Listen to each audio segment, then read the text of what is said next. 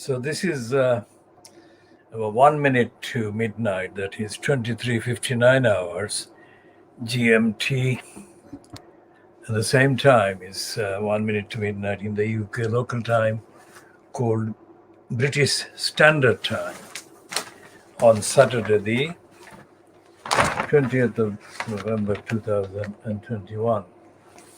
So the Financial Times today has got belatedly acknowledging the existence of racism in this country. This follows the coverage of racist behavior in the Yorkshire County Cricket Club, linked with the statements made by Azim Rafiq, including statements he made to a members of parliament select committee called the Media Select Committee, let's say Media and Sports Select Committee. Now, Azim Rafiq has been reportedly expressing his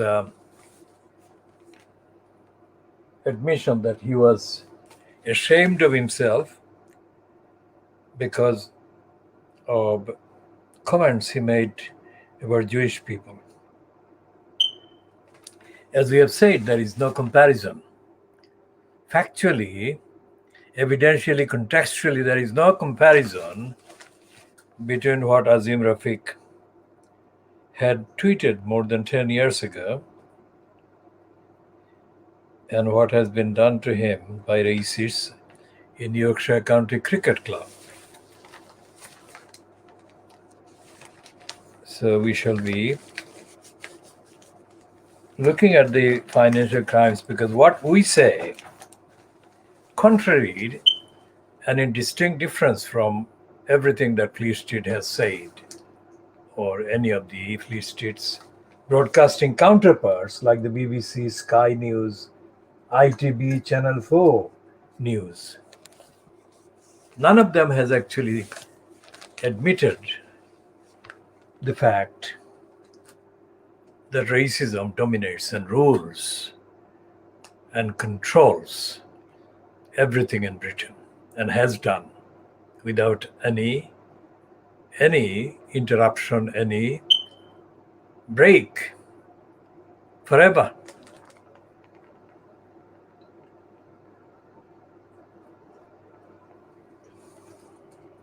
Now, the question of understanding racism and doing anything about it and to stopping it is a very different thing from the coverage and the cover-ups, if you like.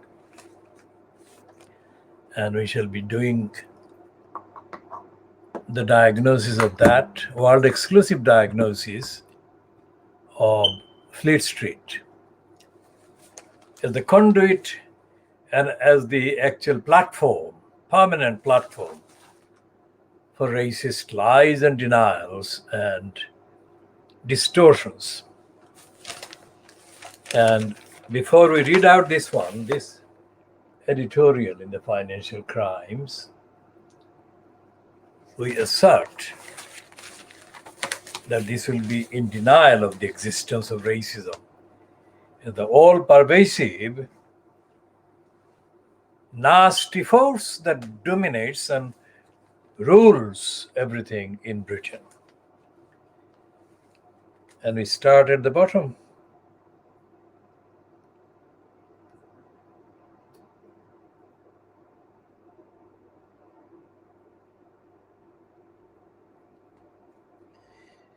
It is so stupid, it says, that the England and Wales Cricket Board, the governing body, must also do better. And it explains why.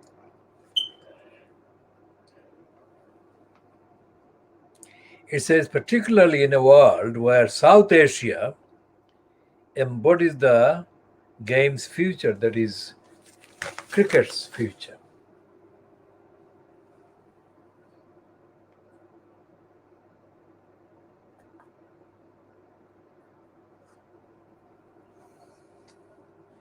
Financial crimes is, of course, in denial as well, as we said, predicted before starting to read this editorial comment.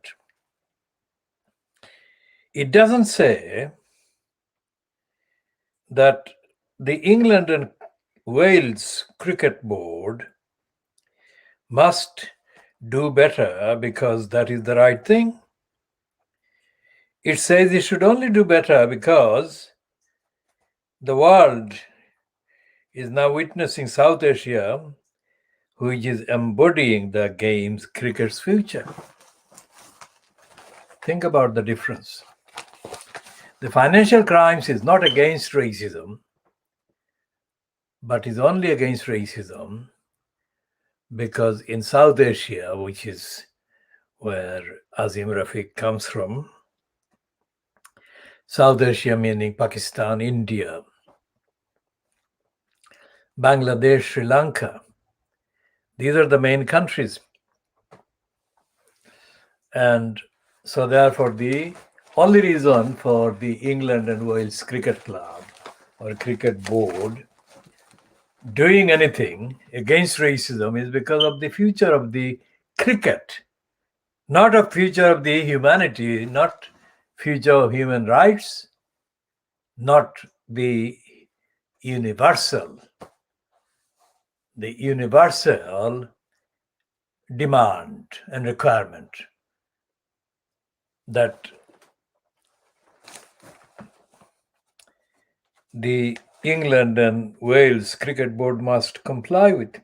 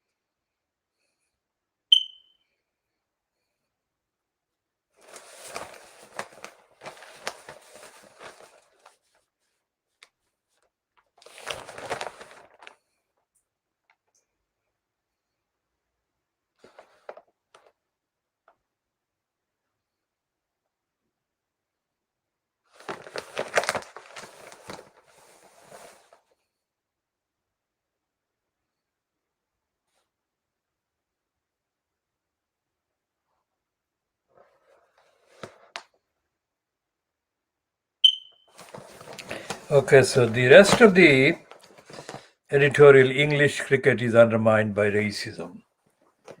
English cricket is undermined by racism. That is a racist. That is a racist heading.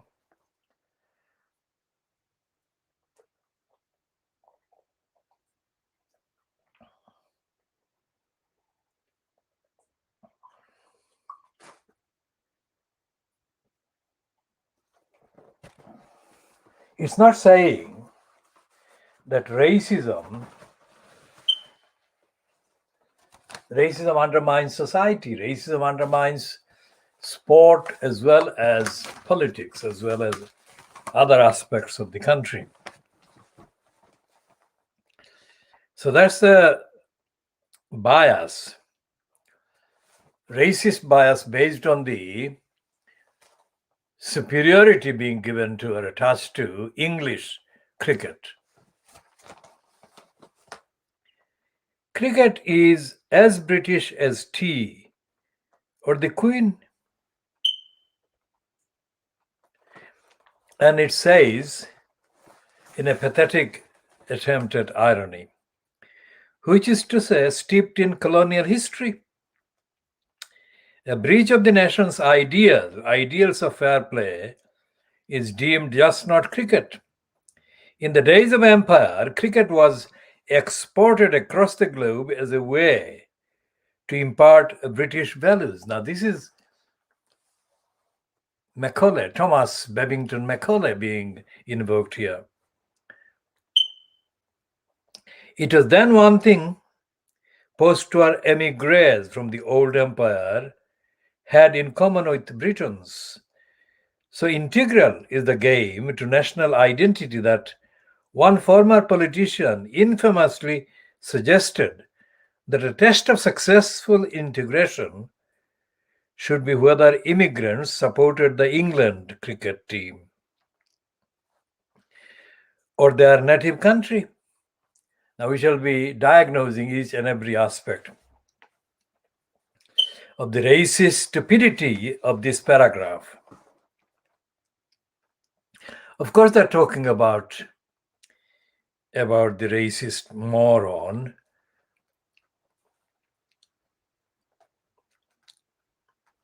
Norman Tebbit.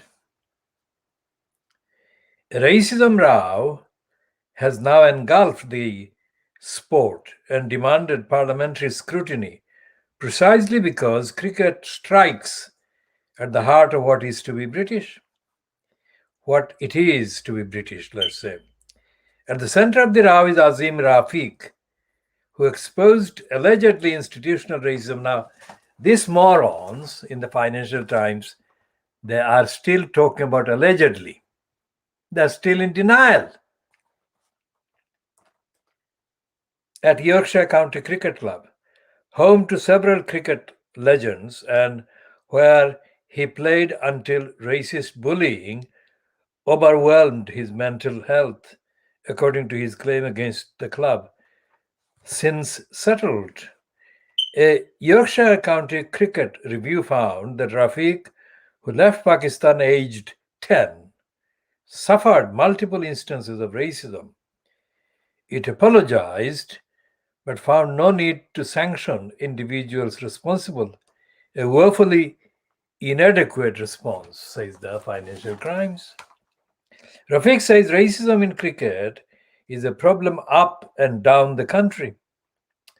His complaints of slurs dismissed as banter will resonate with many, as will claims that foregoing a hard drinking culture limited career advancement.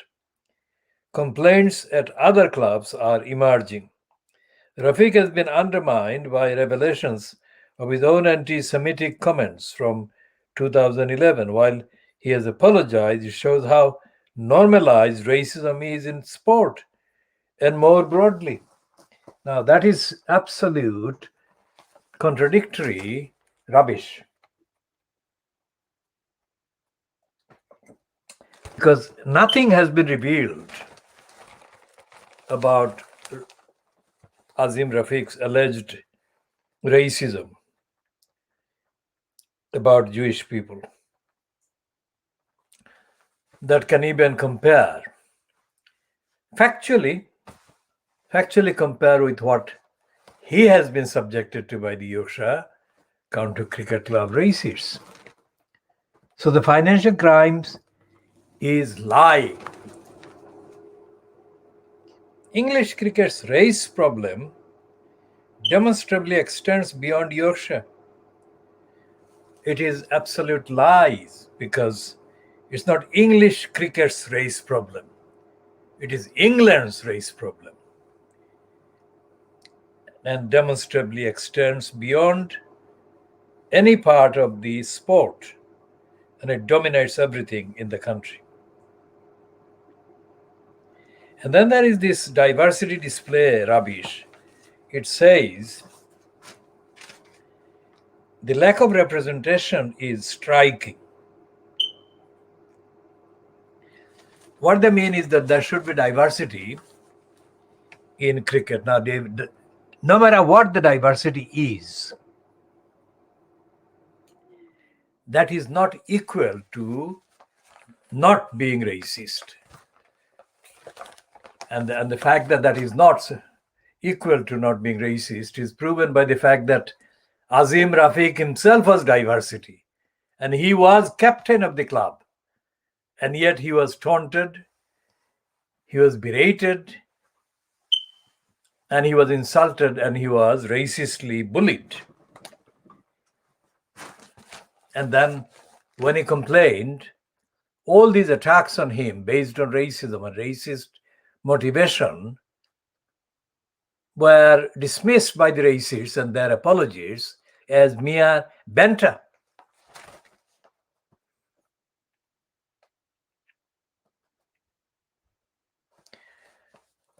And then it says players of color.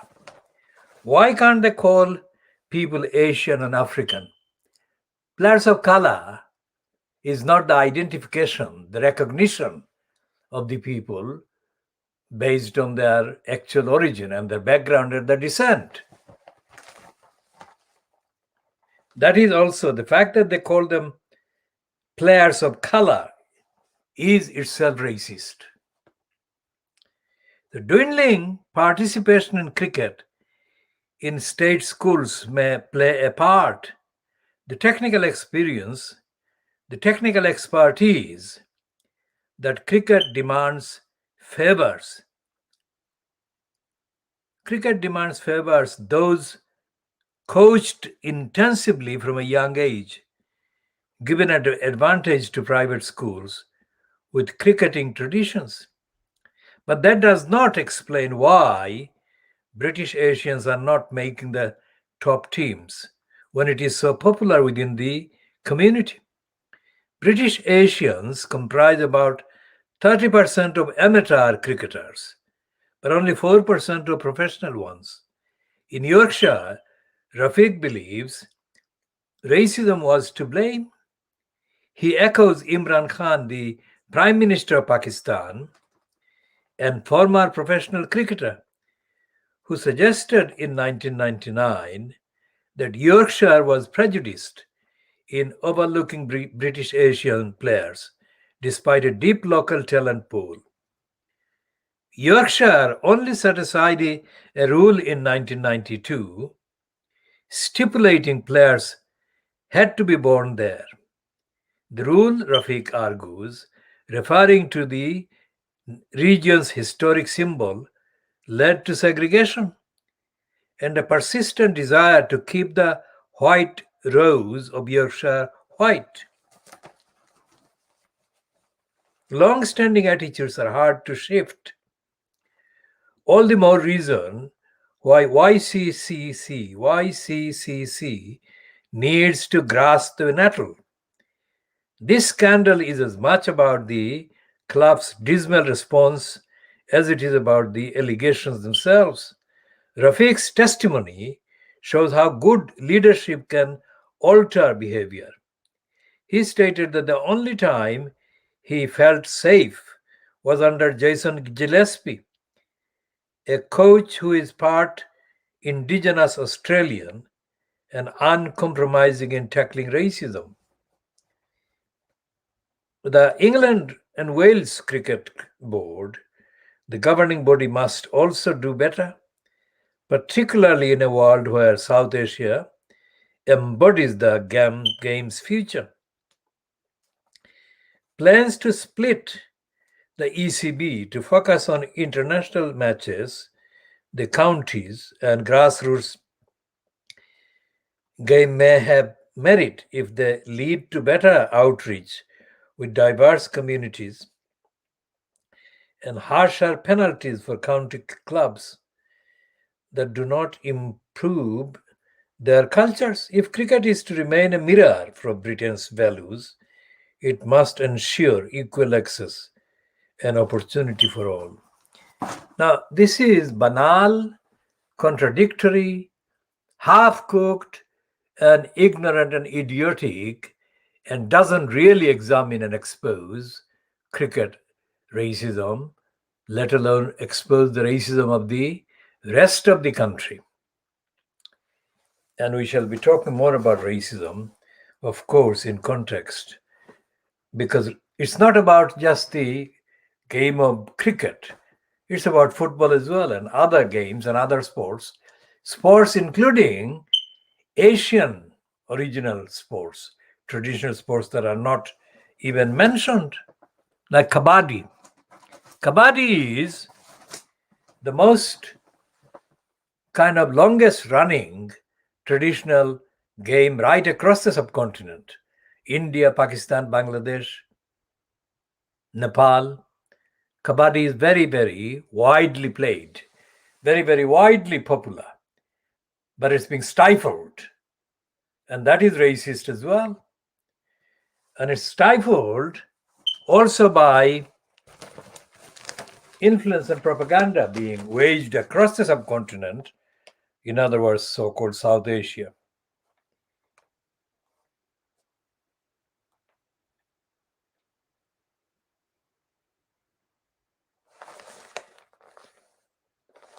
And here is a piece by John Gappa about the tea. So let's see what they're saying about tea on page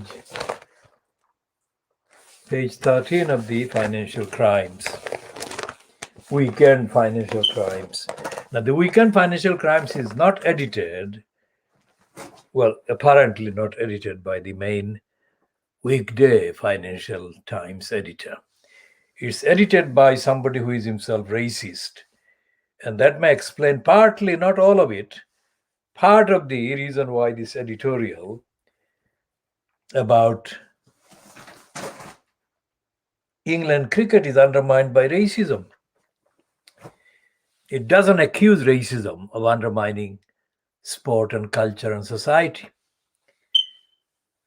So we shall be talking about that later, more about that, not necessarily in the later parts of this edition, but we shall be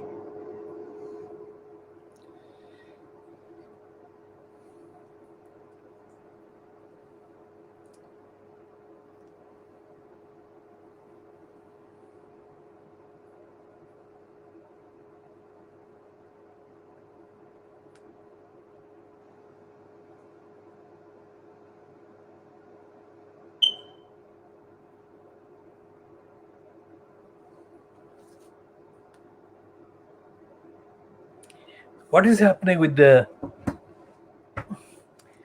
cover-up and coverage. So we shall, as I said, we shall talk later, not necessarily later in this part, but later in our programs and bulletins and editions, because we need to talk about today's papers, including the Financial Crimes itself, overdoing the lying propaganda for HS2. Anyone who can access the actual contents, the printed contents of the Fleet Street papers during the, let's say, period of 2004, 2005 till 2010, let's say, about Crossrail, we'll find that Fleet Street liars were blindly promoting Crossrail, which we call crass roll. They were playing crass roll for crass rail. What do we mean by that? What we mean by that is the way they described Crossrail, and they described the benefits they claimed Crossrail would bring to the East End of London, because our campaign against Crossrail was based on the opposition to Crossrail hole that was being plotted to be dug right in the middle of Brick Lane. That is why the KhoodeelaarTV campaign was set up, to stop the Crossrail hole. And we succeeded in stopping the Crossrail hole, mainly because we persuaded enough people in the area to agree with us that it was illogical, it was irrational, it was unnecessary, it was not a good thing to do. So quite apart from the technical details and the various lying promises that the promoters of the lying Crossrail hole plot perpetrated through the local lying Tower Hamlets Council.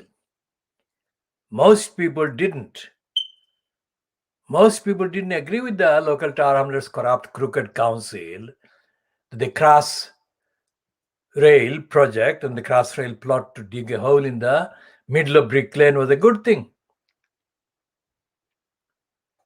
Now, we have said since, and we have said increasingly in the last, let's say, 5-6 years, with the intensity of the obstinacy in promoting HS2 by the conservative government, that those who are opposing HS2 would only succeed in stopping the HS2 being foisted if they followed the Khoodeelaar campaign's strategic tactics.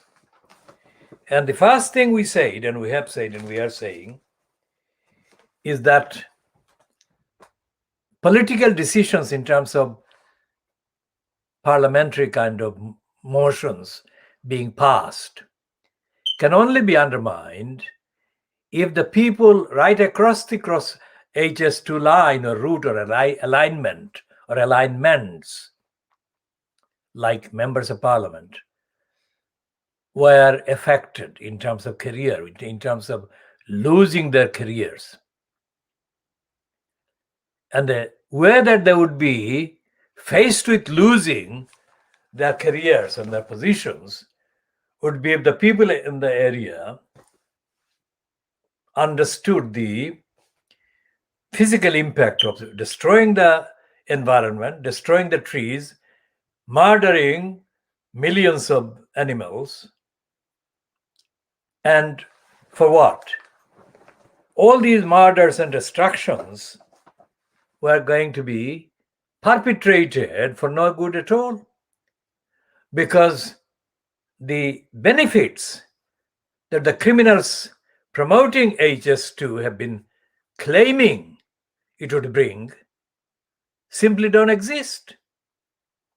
Number one, in terms of the actual evidence of people using railway transport, the numbers of people using railway transport are going down. Number two, there is no destination within the UK in London, because if they're coming from Birmingham or Manchester or other parts in the north by high-speed rail to London, where would they be going? They would not be going beyond London. They would not be going across the channel because of Brexit and because of the various blocks that have been created by Brexit and the ideology that drives and has driven Brexit, which is to create hostility towards the mainland of Europe. And thirdly, there is nothing happening in the mainland of Europe in terms of industrial activities that demands people from the north of England to go there for any industrial activity, industrial employment, so on.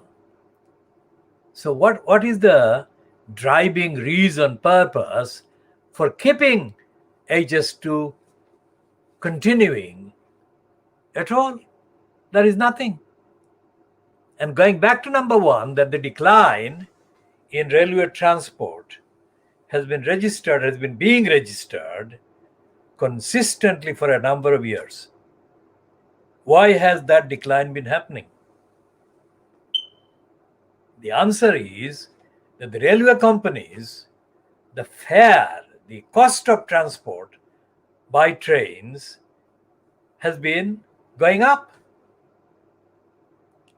So cost is a very central issue in demand and supply. If the transport cost is too much, then there has to be a compensation in terms of the transport undertaken. What is the compensation that is available as a result of the journeys? Nothing.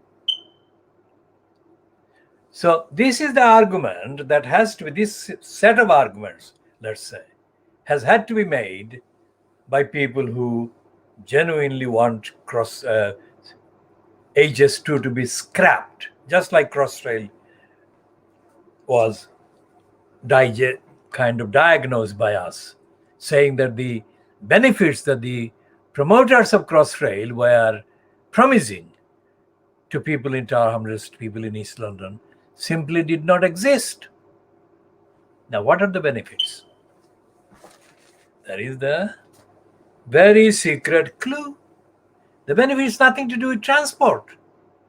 Nothing whatsoever to do with transport at all. It is to do with property. For example, in today's papers, they are saying that because the particular branch of HS2 has been abandoned in the declarations by Grant Shapps and the actual Boris Johnson fronted cabal yesterday, it is impossible to sell the many houses and properties that people were wrongly persuaded to buy in the neighborhood of the line. So it is stupid because it is nothing to do with transport. It is to do with creating a false attractiveness to the properties that are sited or situated near the alignment of HS2.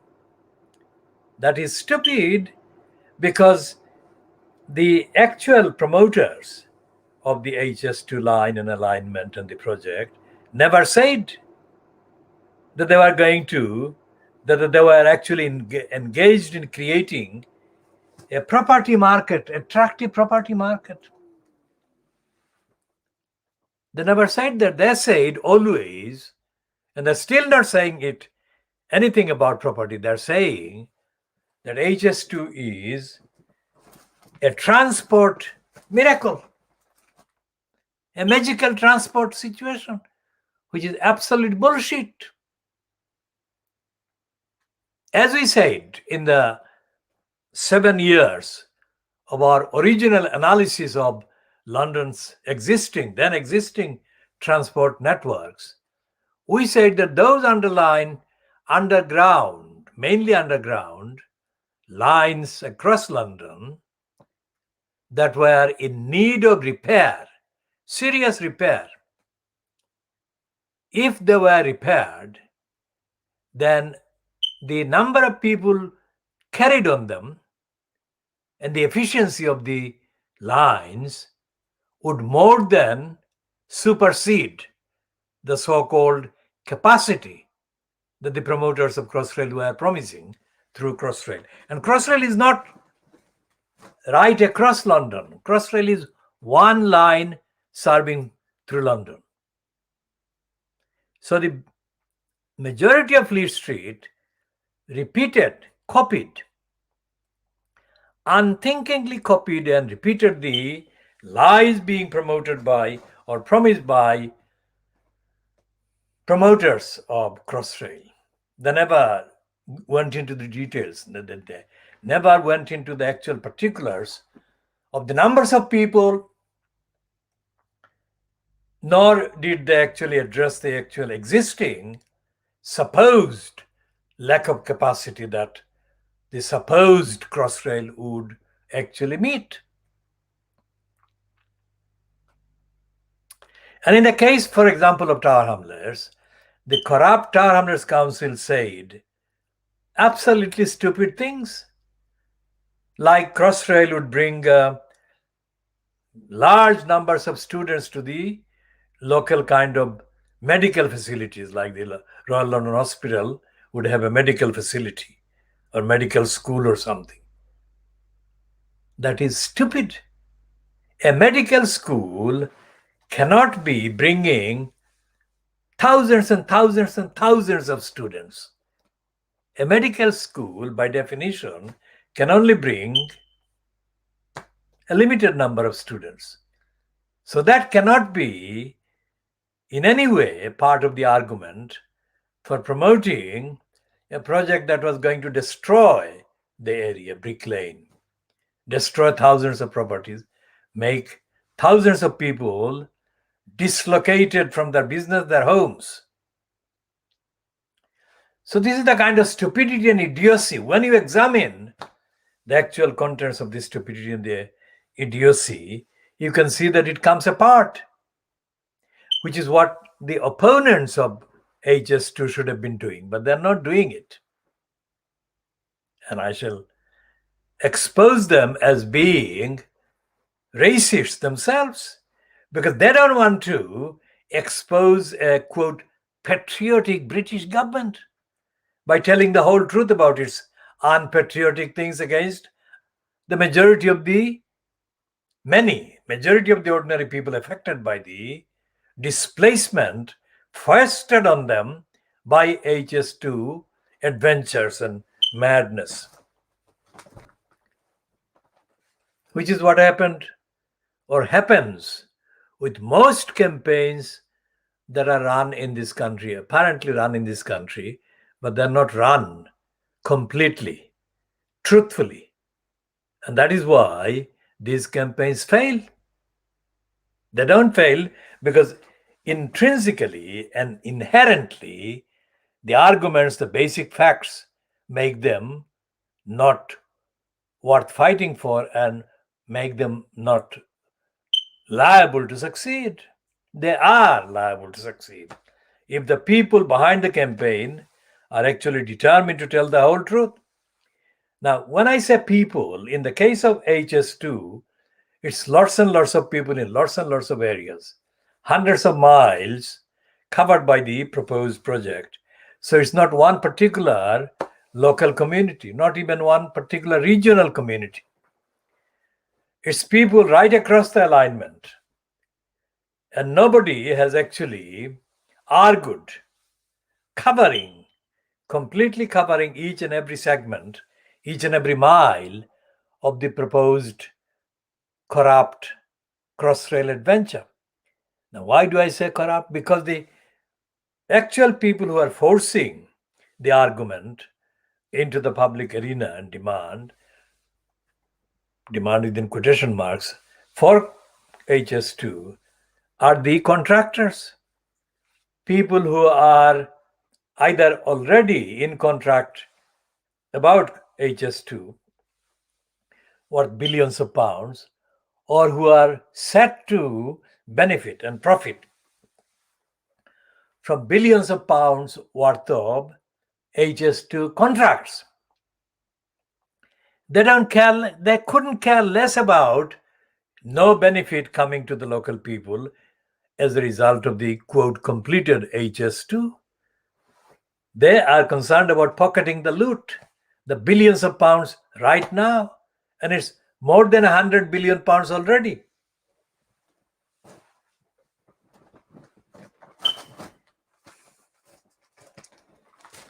So that's we have discussed the financial crimes. Let's see if the Daily Star has got its share of the HS2 lies.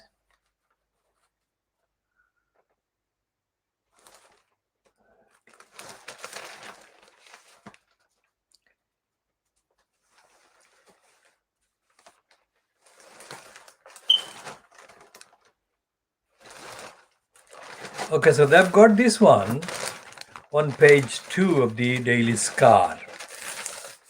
Daily Star is the name of the Daily Star, the tabloid, part of the Beaverbrook Legacy of Lies Daily Express group.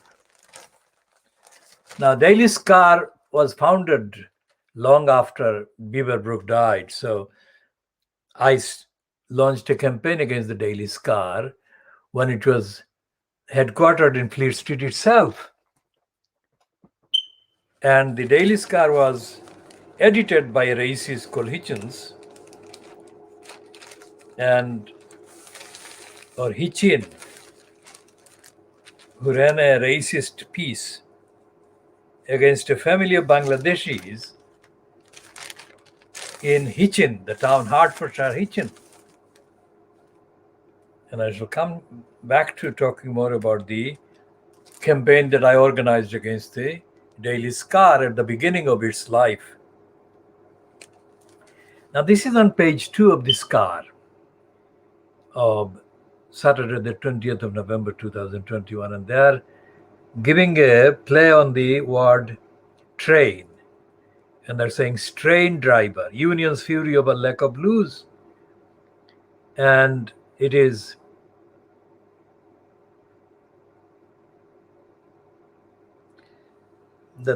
the item as a caption to Johnson running, a picture of Johnson running, and they're calling it Bozo on the run, has got the last paragraph. Boris Johnson is also facing outrage over his party's sleaze scandals and HS2 cuts. Now this is the picture. Strain driver, he is running. Now, HS2 cuts. HS2 in the last, let's say, several years has only featured on the internet as the target of attacks by opponents correctly.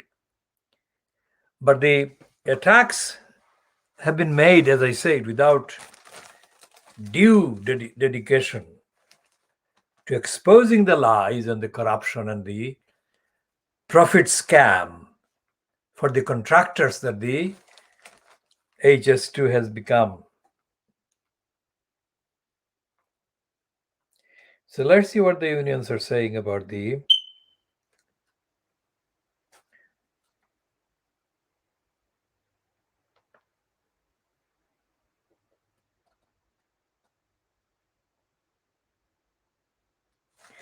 and this piece about strain driver is saying that there are not enough loos or adequate access to loos for drivers. But it doesn't talk about the reality.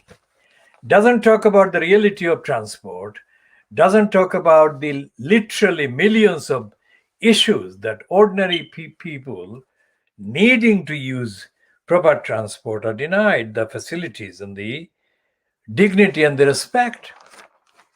Now, transport in this country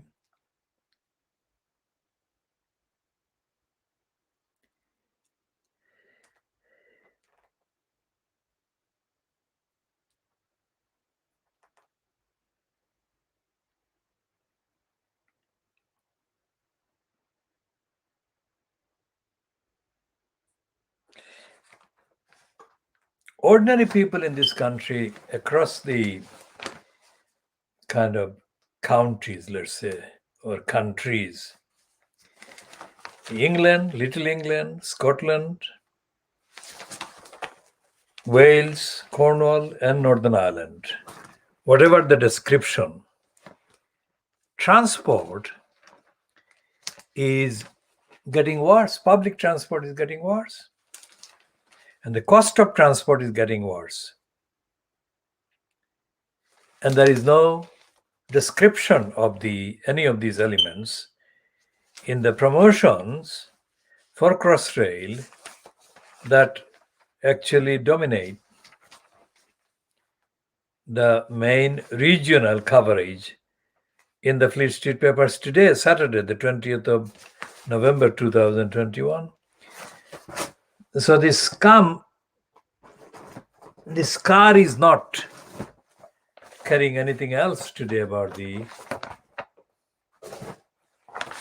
HS2, but the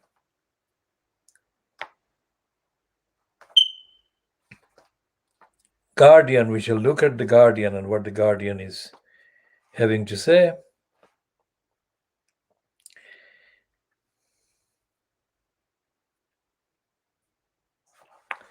Now there is a front page picture of Melanie Sykes, a television person, and they've got a detailed piece on page 12 containing her statements. Of the first summary on page 1 quotes her as saying, "I just thought I was less mature. Now I know the education system wasn't set up for me." And it says that Melanie Sykes is on her diagnosis of autism. And what the main front page piece on the top of that page says, Tories fueling racism by rejecting multiculturalism. Now, this is something that The Guardian is running as a follow-up to Azim Rafiq's disclosures about the bullying, racist bullying and racist attacks that he has been suffering at the hands of Yorkshire cricket. But this word multiculturalism is not something based on what Azim Rafiq has said. This is something that is given credit for to a opportunist careerist called Bhikkhu Prik. Well, Bhikkhu Prik is in the House of Peers. And Bhikkhu Prik is not necessarily playing the same role as Trevor Terrible Phillips. But Bhikkhu Prik is as much to blame for the racism in the Labour Party and the racism in the House of Peers, racism in this country, racism in the media. Like the Institute of Race Relations and its now deceased kind of dictator, A. Shivanandan, Bhikkhu Prik has been promoted by the likes of The Guardian and the rest of the British establishment as a reliable opponent of racism. Why? Because he doesn't really oppose racism. That's why he's treated as reliable opponent of racism, who is of Asian background. Bhikkhu Prik is from Gujarat in India, and A. Shivanandan was from Sri Lanka. Now, Shivanandan ran the Institute of Race Relations with the help of a white woman, and the Institute of Race Relations, the white woman played the part that Saida Warsi said in a reported statement. The white advantage, whatever the blonde advantage, we shall come to the actual quote. Remember, we are diagnosing Fleet Street and the racism that has been the focus of Fleet Street coverage reluctantly because of Azim Rafiq's statements. So we are diagnosing Fleet Street, world exclusive diagnosis of the racist Fleet Street. We are continuing that. Now let's say Saida Warsi. What did Saida Warsi say about the blonde?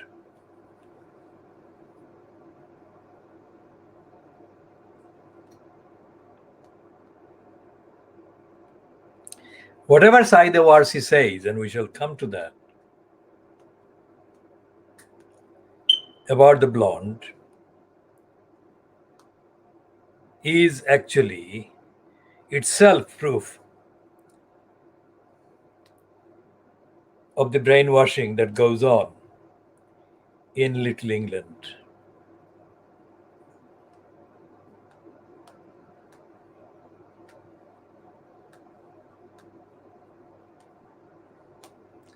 It is absolutely shocking.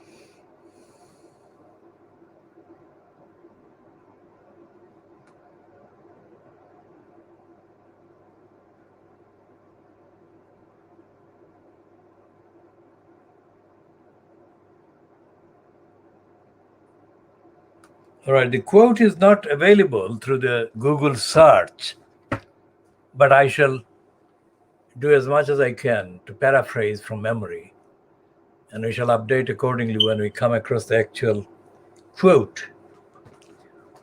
What she said, Saida Warsi, at a given time, was that if an Asian person or a black person, presumably the African black person, uses a white blonde woman as a front or as a partner in a project, whatever it is, then that fact, a blonde, young blonde being involved, will be treated by the mainstream media in Britain as prima facie respectable. On the face of it, respectable, recognizable. Prima facie is on the face of it. Prima facie is a Latin phrase, and it means on the face. So what Saida Warsi said about the inclusion of a blonde person, whether the blonde color was natural or artificial, didn't make any difference because it was the image, the vision. So what Saida Warsi said there, it surfaced a few years ago. I mean, she didn't make the comment a few years ago. She made the comment a few years before when it became kind of mentioned again a few years ago. So what she said about the blonde person being included in a project and that fact being treated by the mainstream, which is mainly majority of the mainstream observers, decision makers being white people, also showed the general equilibrium and the general equation that prevailed at the time in Little England in the UK, and it has continued to prevail. In fact, it has got even worse. Whether the person involved is a blonde, white, young blonde person or not, objectively should not make any difference as to the quality or the character or the merit of a particular project. But the fact that it does make a difference shows that there is lack of quality, lack of ethics, there is lack of morality, and there is most certainly lack of universal education among the public in this country, which means that there is this inbuilt bias built in the system, in the attitude, in the brainwashed outlook of the people making the decision or observing a particular project or a particular argument, that they are biased, and they are biased in favor of a white, young, blonde person as against being against the equality and equal rights and entitlements of people who are not blonde or not young blonde, etc. Now, what Saida Warsi said didn't have anything in her mind at the time to do with what the various magistrates or judges have done, let's say in the last 10 years. When a blonde or blonde-haired, whether originally blonde or colored blonde person, accused of murder or accused of assault or accused of fraud has appeared before a magistrate or a county court judge or a judge, the judge or judges, mainly white males, have let that particular accused off the charges and let them go. They have not convicted them, and they have not most certainly imprisoned them or punished them. So what I said about what Saida Warsi said, having an actual root and connection and practical kind of presence among the ordinary people in this country is vindicated, well, proven, let's say, by the behavior of these judges. And this is something that hopefully should be there available on the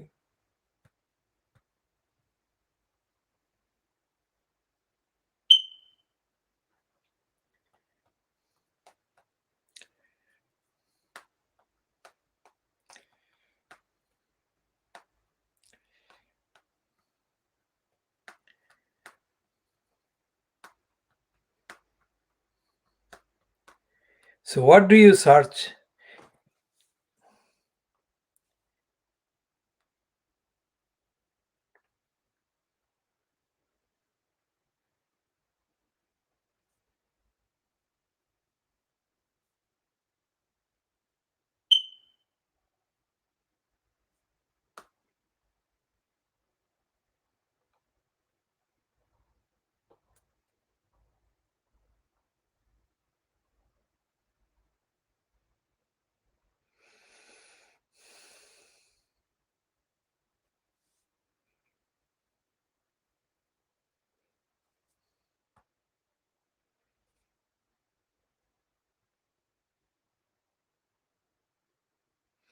Okay, so there is this, again, that particular search has not produced any result in this search because it will probably require longer search attempts. But this is on the Rolling Stone. This is Rolling Stone online, and it's about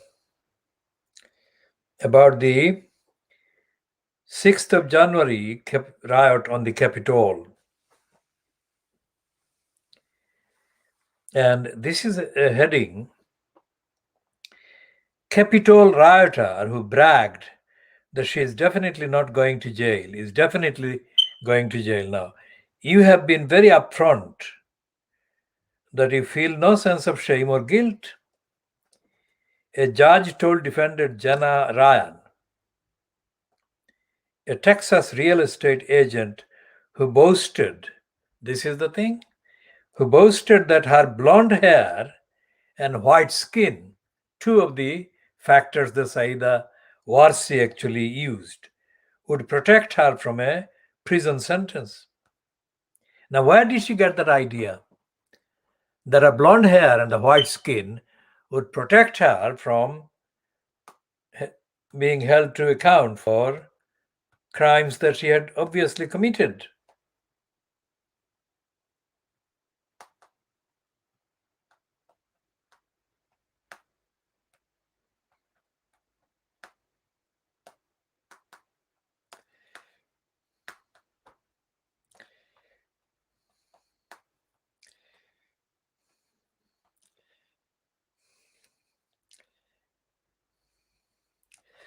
So this is the kind of two of the factors. One is blonde and the other is white. Of course, black people cannot be blonde, of course.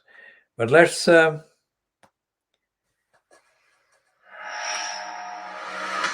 Get ready for our mission. So this one is the one that says blonde hair, white skin Capitol rioter heads to prison and Trump associations subpoenaed over the January 6th. So let's see what the video says. To protect. A mission we can only complete together. Give your kids the superpower of strong teeth with Oral-B.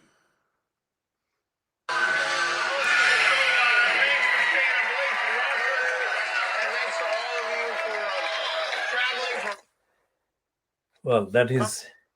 On that one. I thought I was following my president. He's Donald Trump. I got them. $1.9 trillion released. And more. United States. Fox News. Get vaccinated.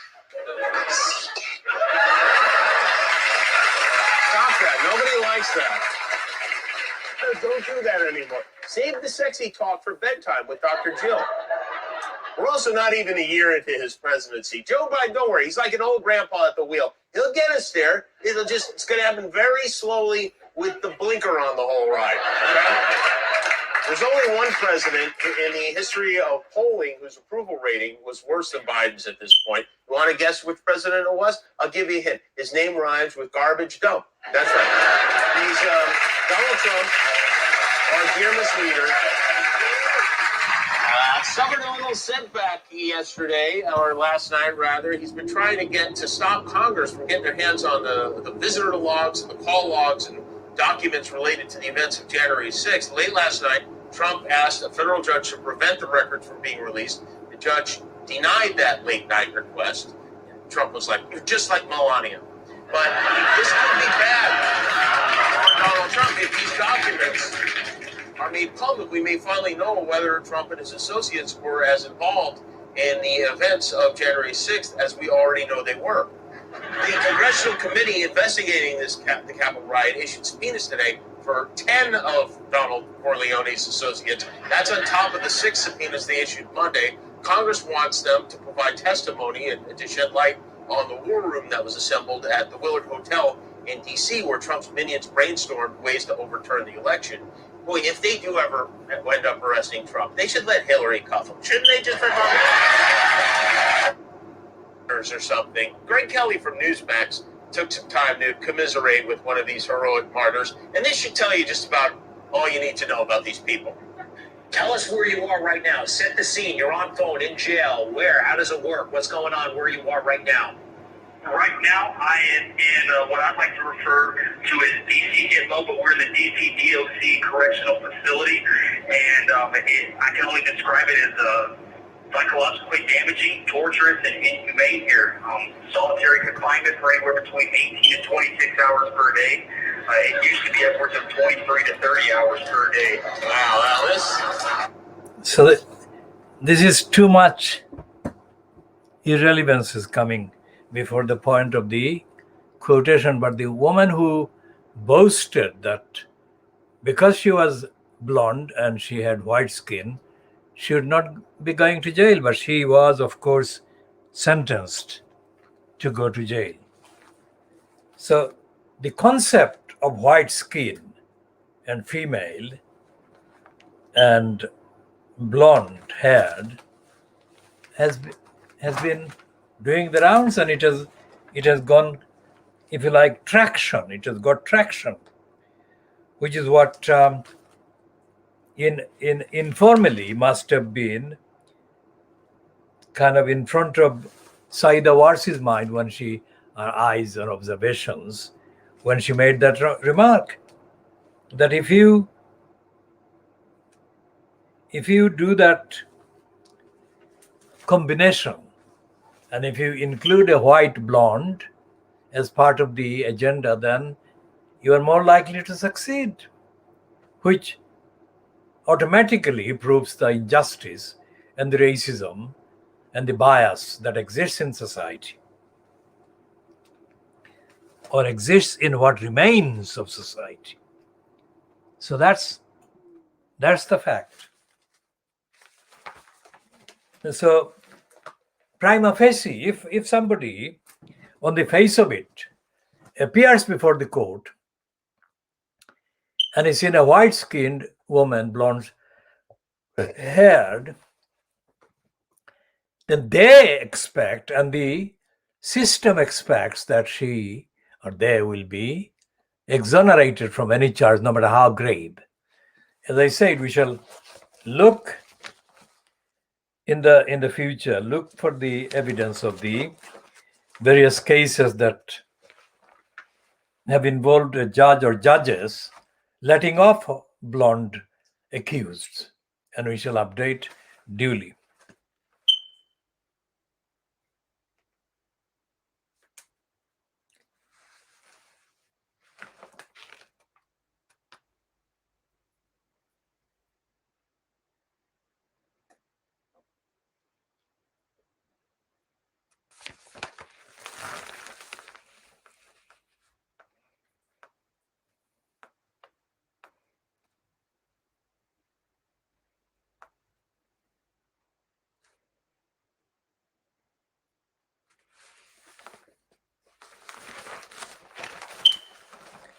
So what are we talking about? We are talking about Azim Rafiq, and we are talking about the coverage in the Fleet Street papers. The coverage amounting to cover up because they are desperate to find something that undermines the claims of racism that made Azim Rafiq the feature of the center of the news items and publications. And it is absolutely unbelievable. This, by all description, this criminal who was apparently killed in the explosion that kind of took place in the taxi near the or outside the Liverpool Women Hospital or Liverpool Hospital for Women.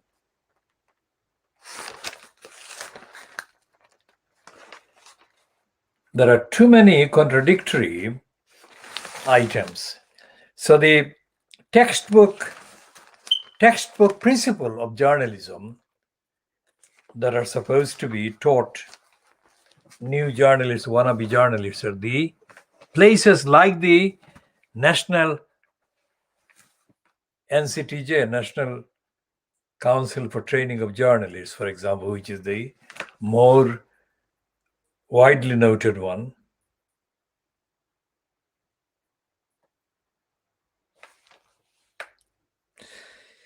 We shall go back to that in a minute, but this is the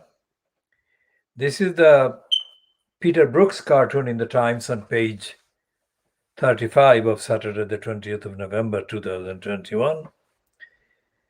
And it has got the kind of caricatured image of Winston Churchill, which is kind of obviously a caricature that is based on Boris Johnson's structure.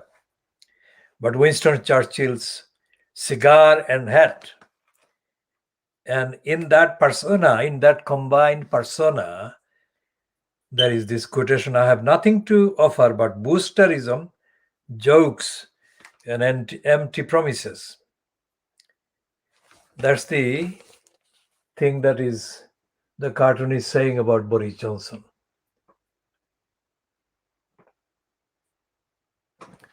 Now, Peter Brooks is being kind to Boris Johnson because Boris Johnson actually would have claimed by now that he is Winston Churchill. But that is what should be the cartoon. That Boris Johnson was restrained from announcing that he is Winston Churchill. I'm saying that.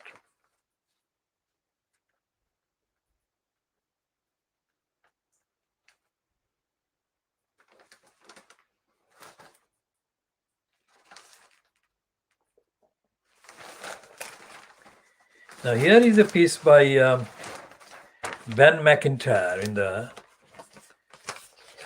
in the Times on page 39, and it talks about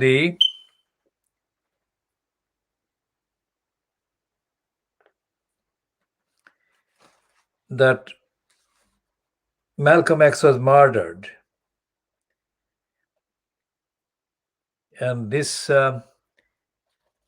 piece says that FBI must come clean about the X-Files, that is, miscarriage of justice over Black activists' murder.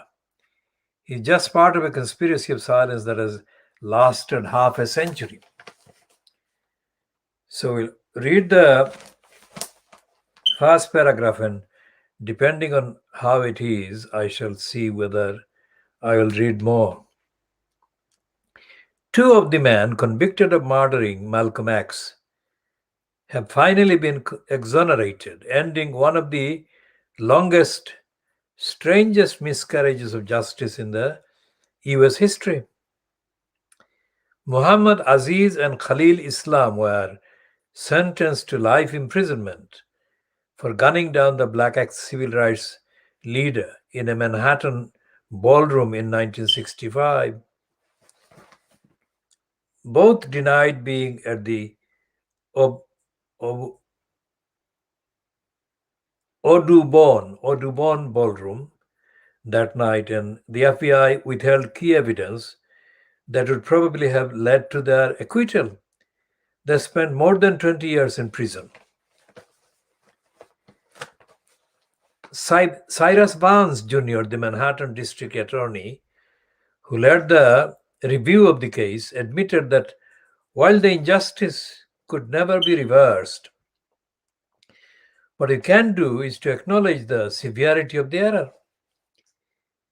There is something else the FBI can do to right this wrong, and that is to release all the files without omission or redaction relating to the Bureau's long-running efforts to target Malcolm X and other black leaders under the shadowy and illegal FBI project known as COINTELPRO, a program designed to monitor, infiltrate, and undermine black political organizations in the 1960s. Until and unless the FBI reveals the extent of its involvement in the assassination of Malcolm X, this case will remain a festering wound in America's race relations and a hotbed of conspiracy theory.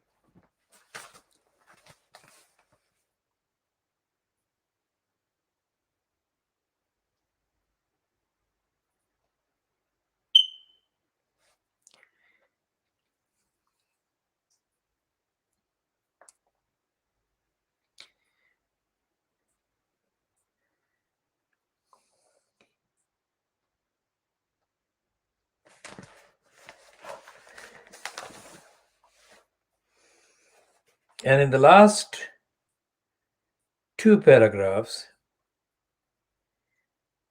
reads, the acknowledgement that FBI helped to convict the wrong people for Malcolm X's murder goes somewhere to tackling the great miasma of black suspicion that surrounds his death. But the best way to demonstrate that black lives really matter, including this one, that is Malcolm X, would be to release the federal records on this and every other COINTELPRO case. There is nothing more to be revealed from the official archives about the assassination of John F. Kennedy, while mystery shrouds that of Malcolm X. And there is one other key difference between these famous murders. There was no concerted, covert, government-funded operation to undermine J.F. Kennedy before his death. But in the case of Malcolm X, there was. So it's not racism in Yorkshire County Cricket Club. Racism in America, racism in the United Kingdom. Dominate the states, dominate the governments. And we shall be continuing to check what else is there about the Azim Rafiq testimony.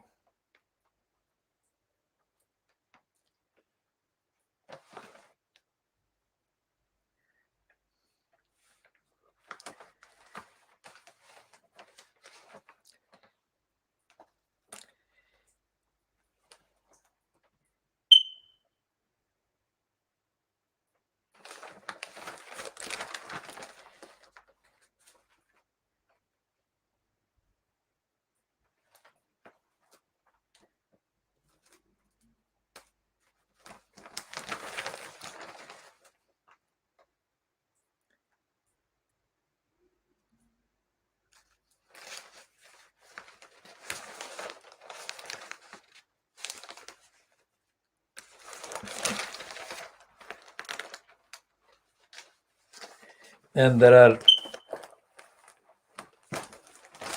2 pages plus other lengthy articles against migrants and promoting the latest ugly messages against migrants issued by Priti Patel.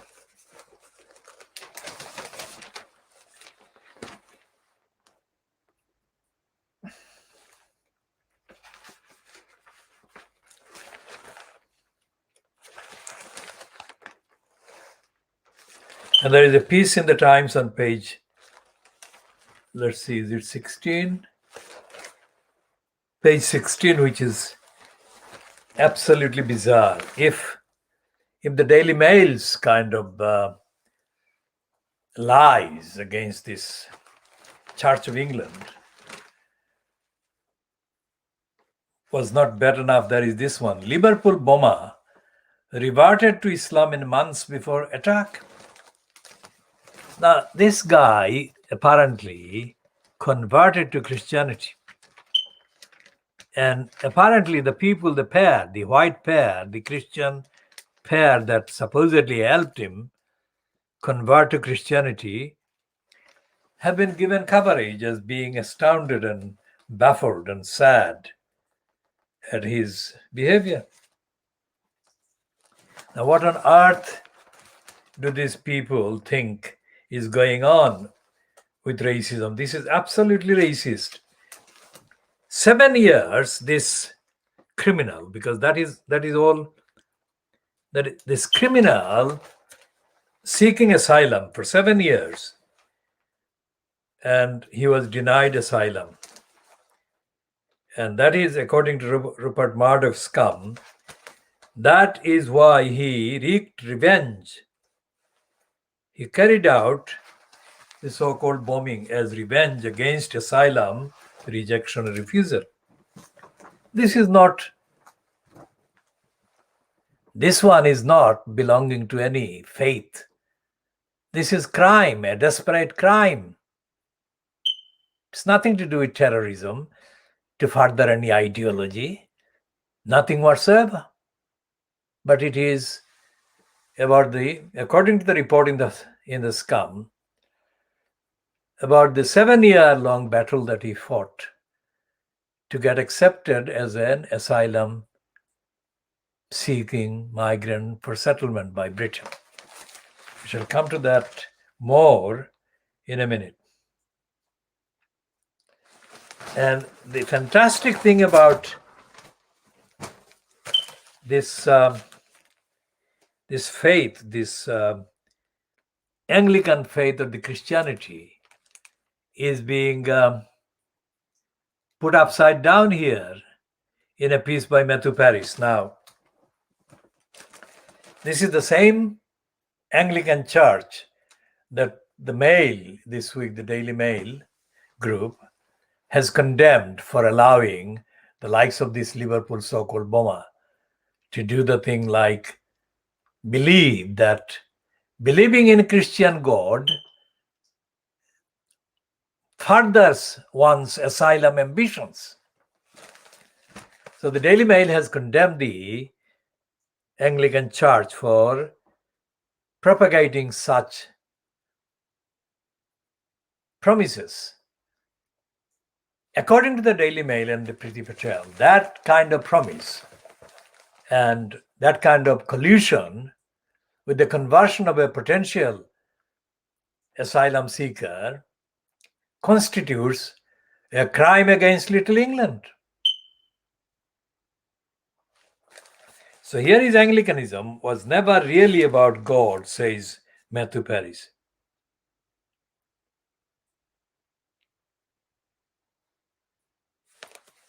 So we shall come to that in a minute after taking a look at page 35, where Janice Turner is given a column space.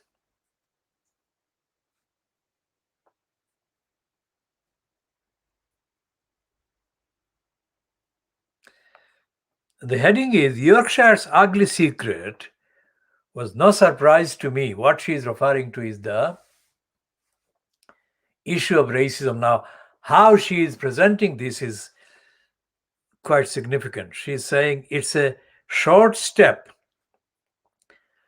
from the God's own country cussedness and exceptionalism to a fear of outsiders, and then racism. And so she's saying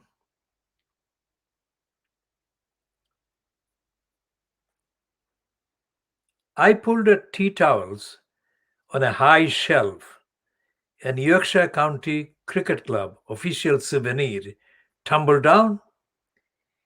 It must be from my parents' house, since my father was a Yorkshire County Cricket Club member for over 50 years.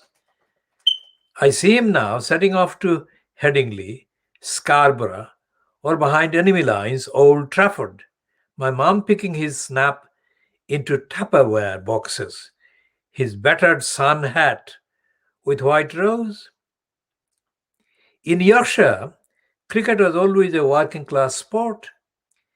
As a boy, my dad and his pals batted until dusk. A wicket chalked on the shed door.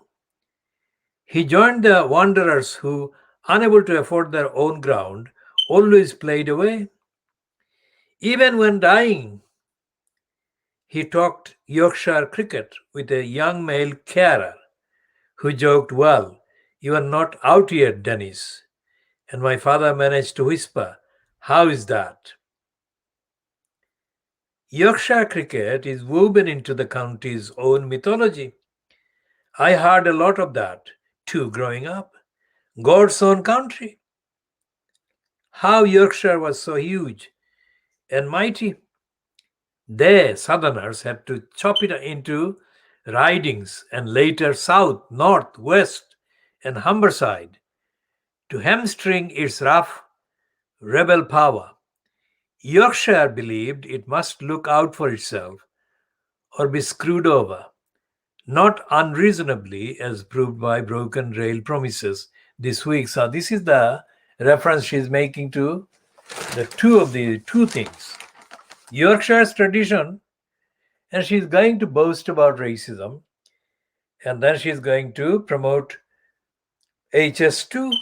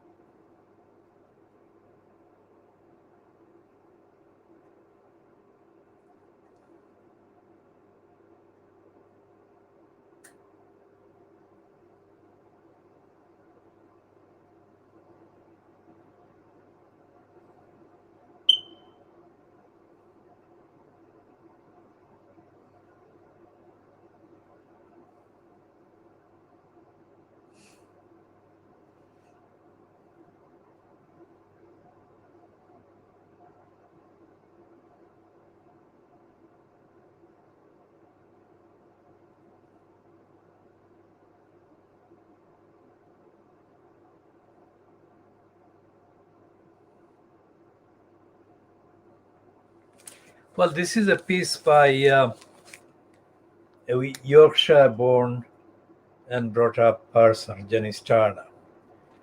And we shall be reading some of the things that she has said.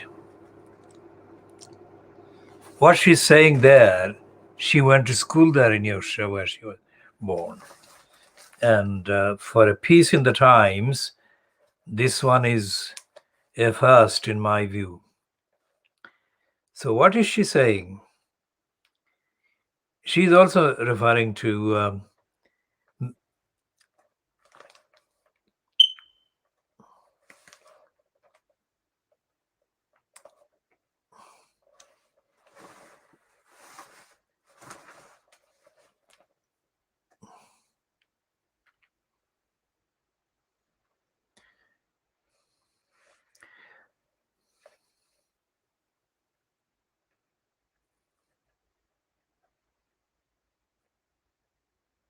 so she's talking about her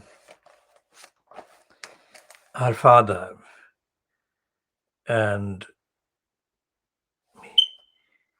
admitting that he was racist.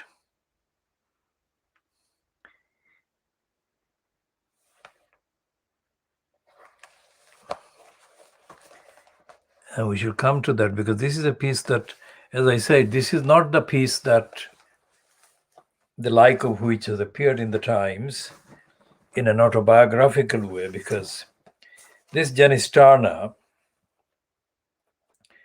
is a columnist on the Times, and I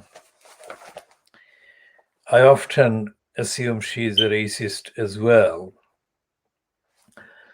because of the narrative and the lines that she often endorses, maybe not as harshly or severely as others, but she does. That is one reason why she's given the platform by Dr. Digger Murdoch as a columnist on the Times. But this one is evidentially and factually, contextually, topically, absolutely essential to read. And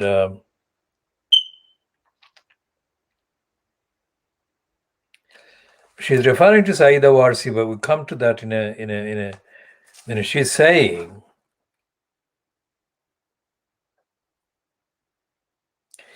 that the rows I had with my father, the words he would use, which had me storming from the house, stomping dark streets, swearing I'd never come home again.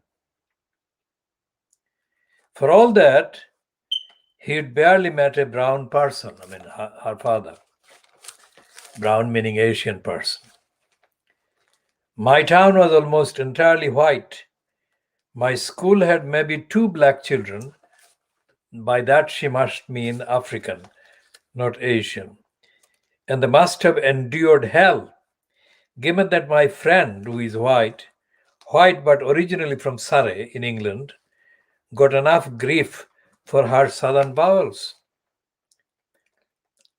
I had assumed things had improved now that the demographics have shifted.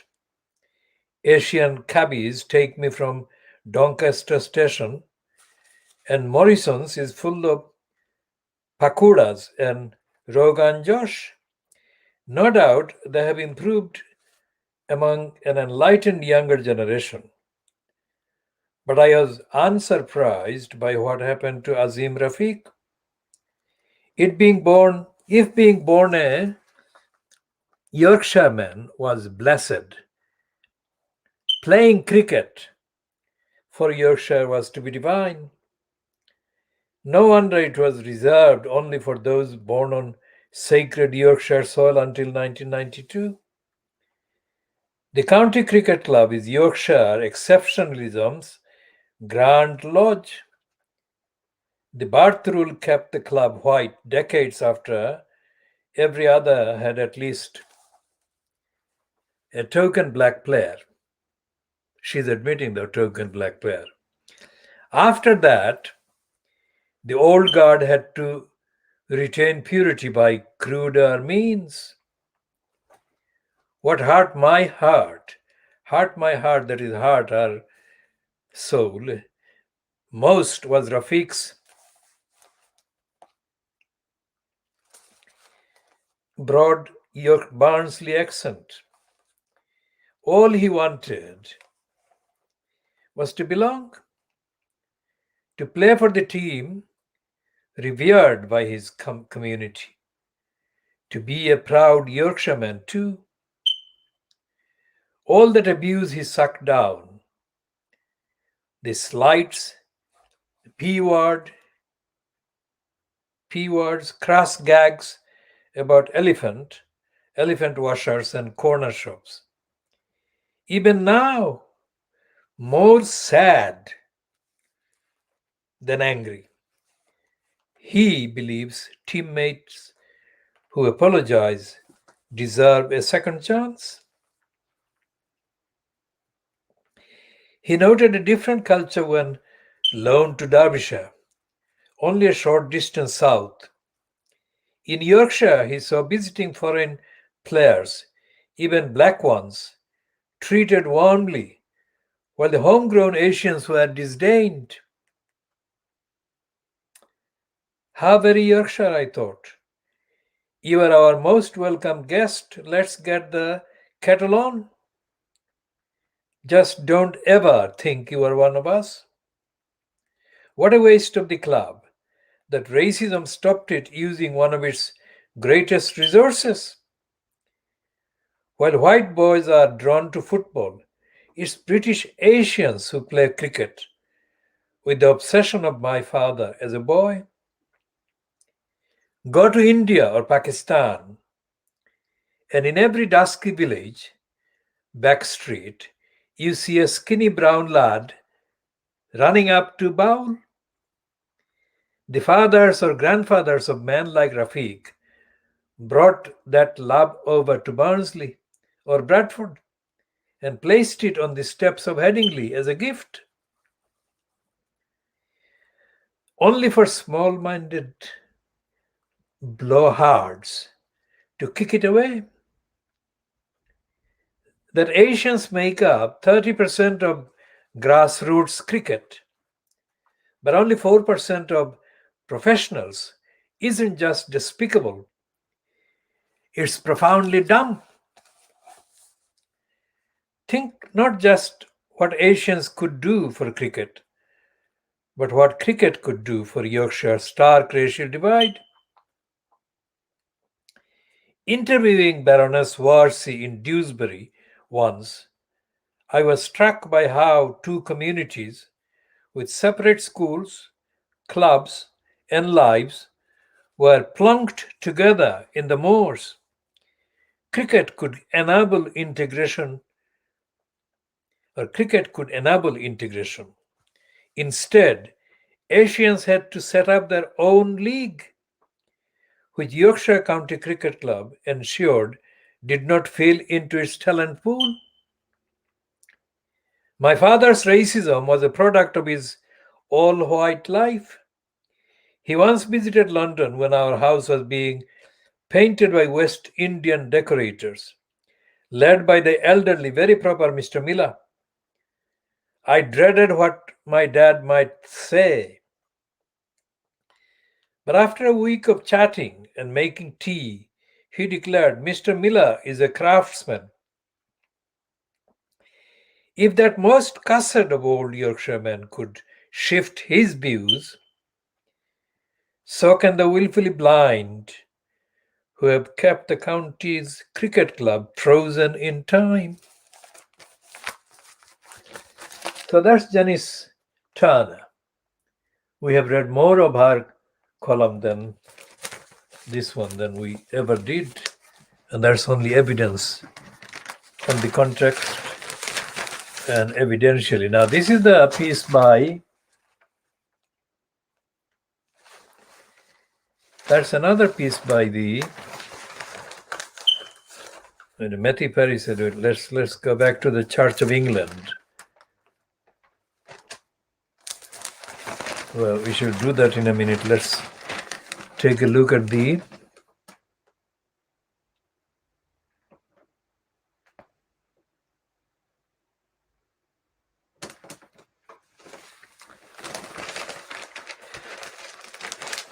Now, why is the Times leading, running a leader saying that Paul Decker would have much to offer Ofcom? We shall examine that in due time. Now, here is the piece by Matthew Paris. And it says, Anglicanism was never really about God. Rather than seeking new converts, Welby, that is Justin Welby, the current chief of the church, should cherish his aging flock who are more for ritual and music than doctrine.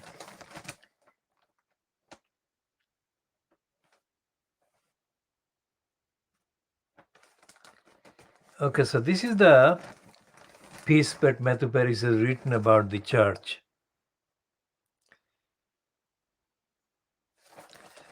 And he says that for the first time in her 69-year reign, the Queen did not deliver the opening address to the Church of England's annual General Synod last week. This was certainly not a royal commentary on the state of the English Church. There is non-abdication now stealthily underway. But still there is something melancholy, something epoch-making, something bleak about the monarch's absence. For Anglicanism, it is not going well. Later, the Archbishop of York's speech to the synod sounded like the echo of a foghorn in an advancing fog, only to reinforce the shudder. Stephen Cottrell considered that the church might be dying, even if decline could not be reversed, and hopefully it could. He told the General Synod, let our death be a grand operatic death. Let it be something fantastic. Let's not crawl into a corner. Dr. Cottrell has an attractive habit of blurting things out. He went on to nail the question but not the answer. The church, he said, must not simply manage decline gracefully. So what is this purpose of this piece by Matthew Paris?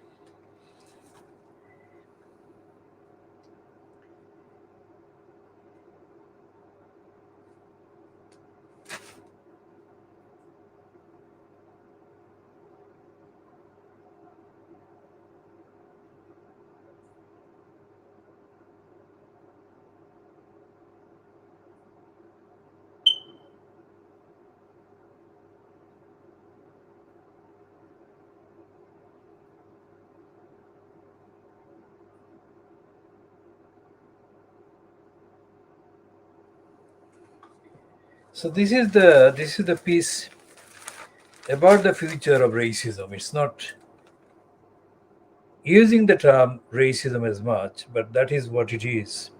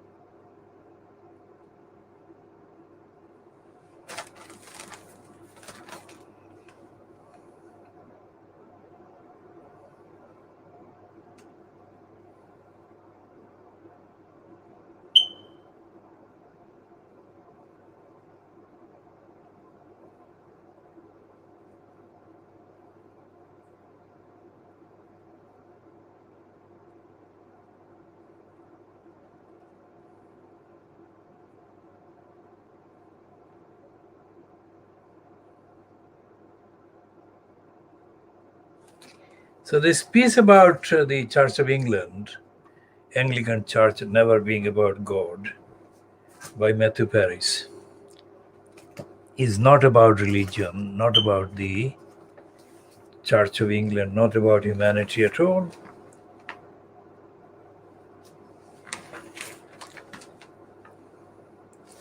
All right, so we are coming to the question of the daily, the Times running the editorial about Paul Decker and Ofcom. The Times editorial about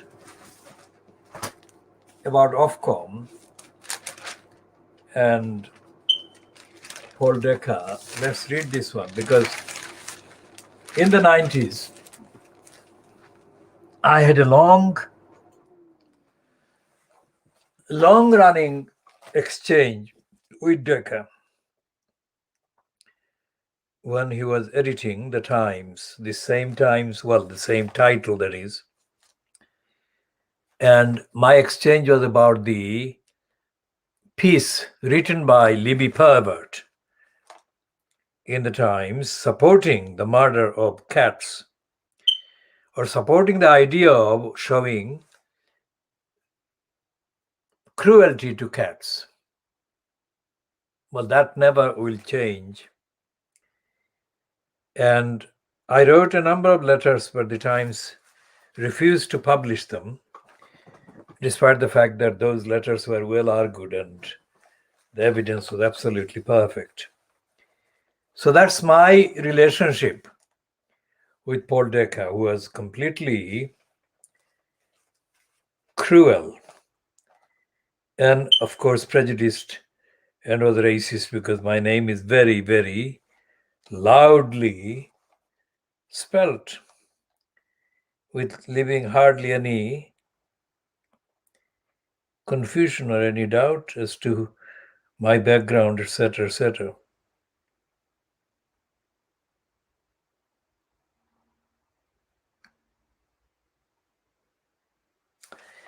Okay, so this is the piece that the Times has written in support of Paul Decker. The Times is saying that Paul Decker would have had much to offer as chairman of Ofcom. Ofcom is the so-called regulator for broadcasters. In the context, it has got other duties, but broadcasting is the one that comes to mind most of all.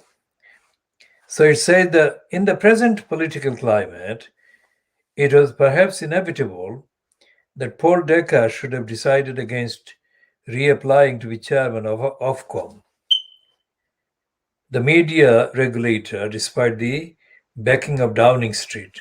There is no such place as Downing Street. It's Boris Johnson. The former Daily Mail editor's candidacy had previously been blocked by a panel that had deemed him unappointable.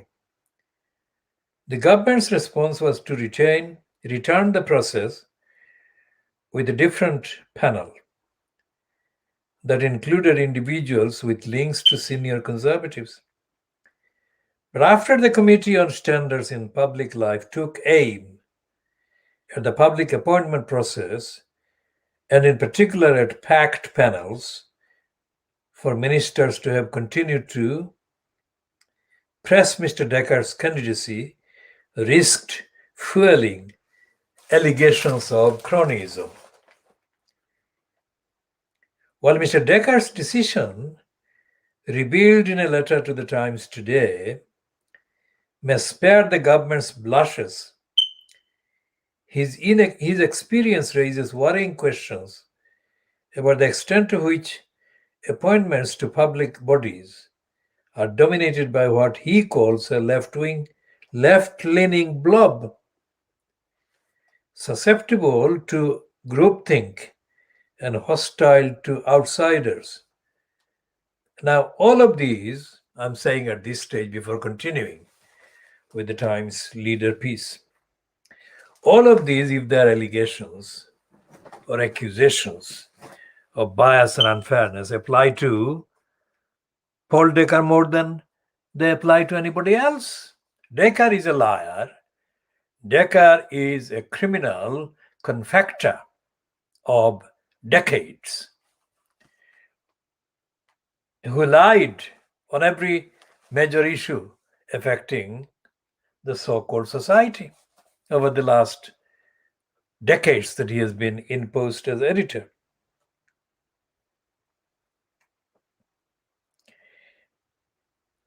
Ofcom faces formidable challenges, not least in trying to regulate omnipotent, ruthless, immoral tech giants without damaging freedom of speech, but also in charting a future for the BBC.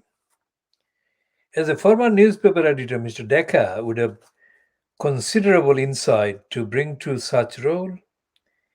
Yet he was told he was rejected because he revealed strong convictions. Of course, it is an important principle of public life that appointments to senior jobs should be on merit rather than driven by political connections. But if public trust is to be maintained, it is vital that the panel's judges or judging that merit are not exclusively drawn from a narrow, self-serving elite. Independence cut both ways. A media regulator that has room on its board for two former BBC executives but not a former national newspaper editor risks failing this basic test. Now the Times is lying. Why? Because only in the last fortnight, reports based on the statements of Rachel Johnson. Rachel Johnson is the sister, biological sister, as well as a supporter of Boris Johnson personally, has disclosed that Darty Digger Murdoch, who owns the Times, which has this editorial supporting Paul Decker, Darty Digger Rupert Murdoch told Boris Johnson during a meeting at Chequers that Boris Johnson should scrap the BBC, not make minor appointments, minor changes here and there, but that Boris Johnson should actually scrap, ban, kind of end the BBC. Now, I am not a fan of the BBC, but I'm a fan of something bigger than the BBC or any particular organization. A platform, an organization, and a corporation that tells the truth or has the potential of telling the truth. It goes, my standards go far closer to what has been attributed to the man who is supposed to be the founder of the BBC, Reith.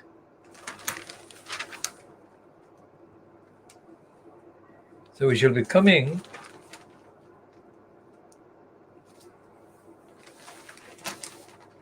more on that later.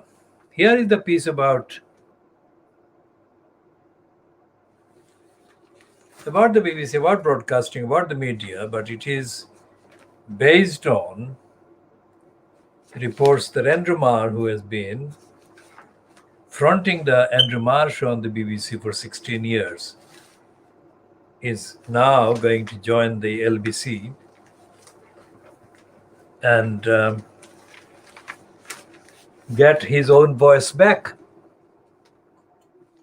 It is that bit, getting his own voice back, that actually warrants a bit of detailed diagnosis.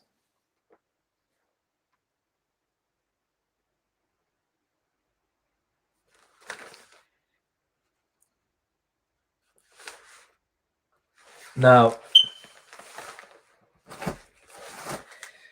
the fact that Marr is being quoted as saying that He's leaving after 16 years to get his voice back.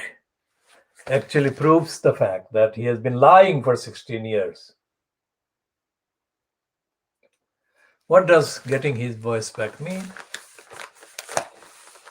If they don't mean that he for 16 years has been lying.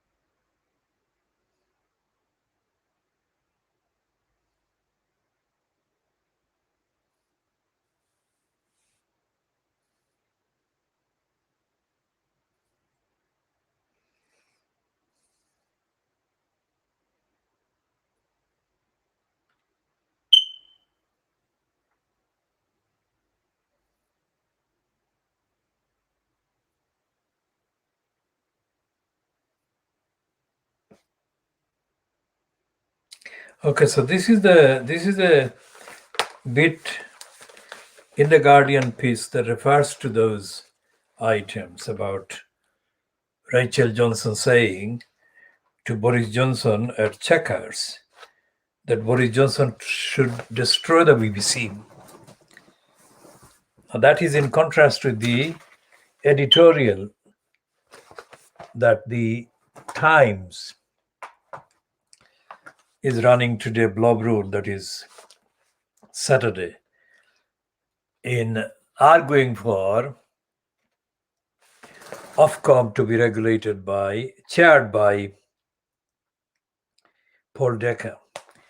Now, what the Times is not saying there about its interest in Paul Decker being the chair of the Ofcom is because of the upcoming broadcasting outlet that Dirty Digger is launching, Talk Television,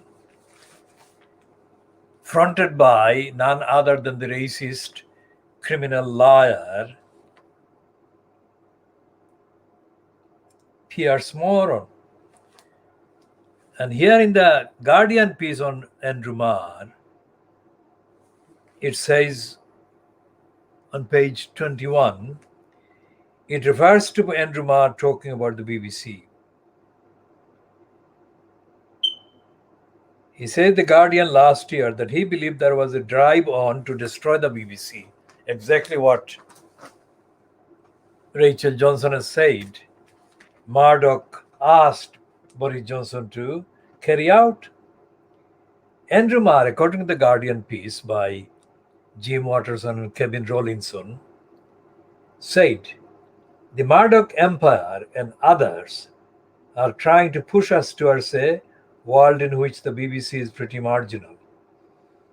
And people are getting most of their news and their views from privately funded television companies, as in America. Now, that is a contradiction there. Of course, that is factually, objectively, verifiably true. But then why does Mark say that he's leaving the BBC is about his finding the voice again? What voice is he talking about that he didn't have while he was presenting the Andrew Marr show?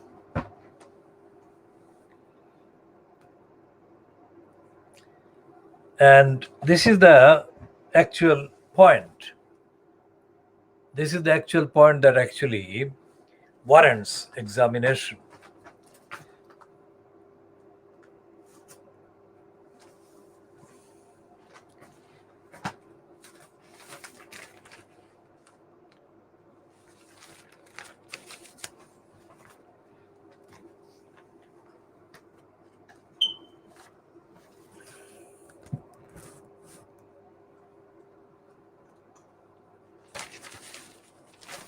Tories fueling racism by rejecting multiculturalism.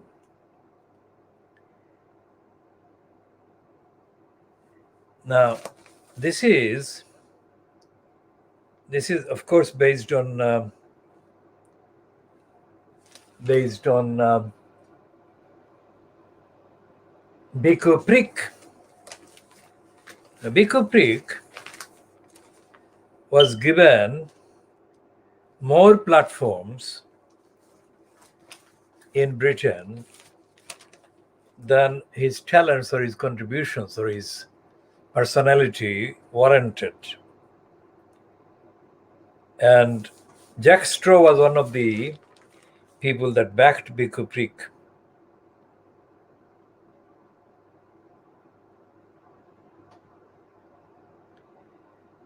About Jack Straw is quoted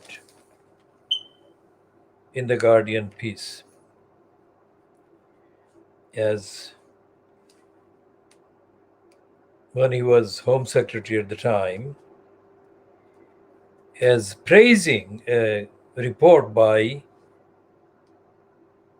Biko Prick as the most important contribution to the national debate on racial discrimination for many years. That is an absolute rubbish. Because Biko Prick is a thief, a moral thief, an intellectual thief, and an imitator. Above all, he is a kind of competitor, rival. He is intolerant of people who are actively engaged in thinking and writing and speaking against racism, because he feels that he is challenged and threatened by them as the possible kind of recipient of platforms and opportunities, etc. That is all rubbish, because Biko Prick is an obstructive prick for the racists. So the Guardian's piece about the statement quoted in the piece made by then Home Secretary Jack Straw gives away the game, because it's not about the debate. It should not be about debate. Racism, opposing racism should not be about a debate. Opposing racism is to find ways to oppose racism, acknowledge racism, and oppose it.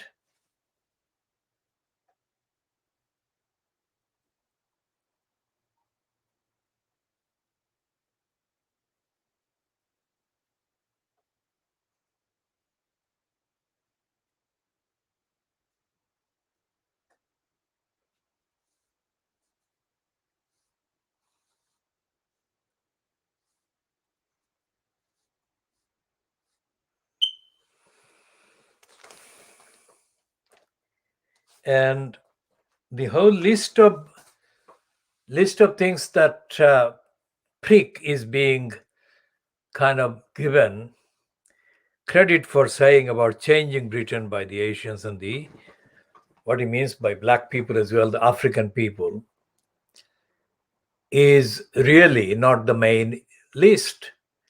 The main list is about the empire about imperialism, about racism in Africa and Asia that the British actually inflicted and exploited and abused.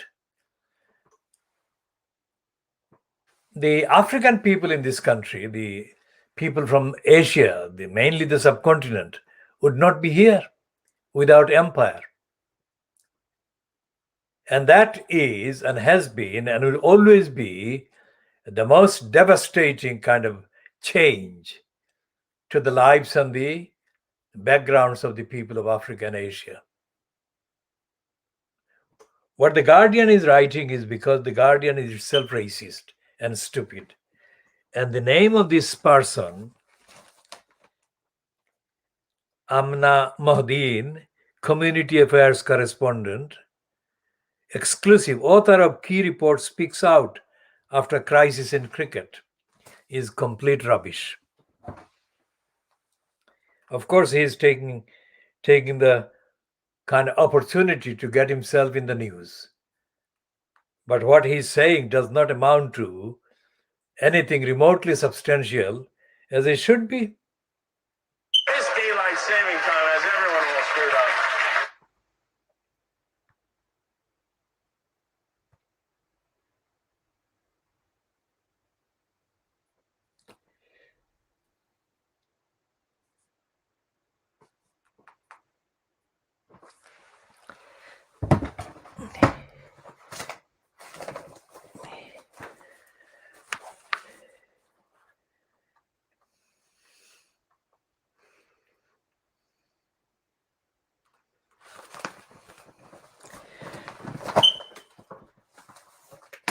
So nothing that Andrew Marr has said in The Guardian is original.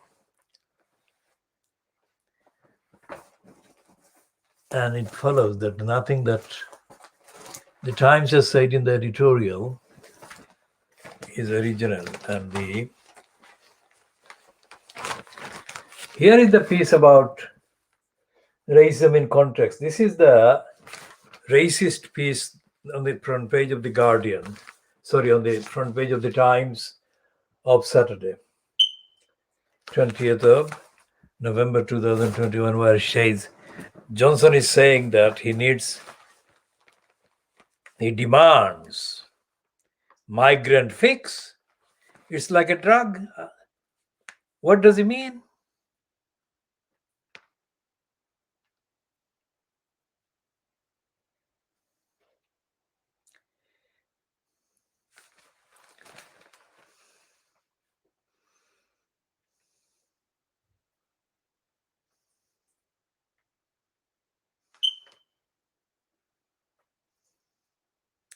So what we shall be doing on Johnson's racism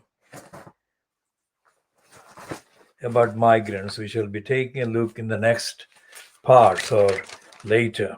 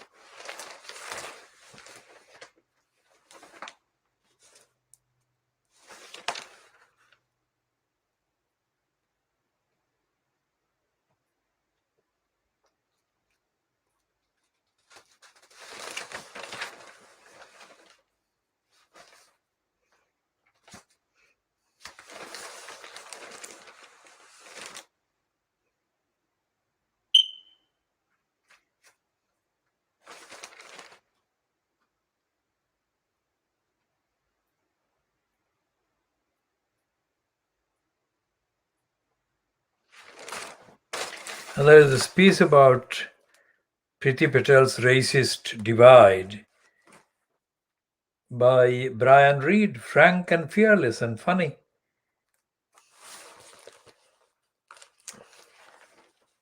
Somehow the Daily Mail fails on every occasion.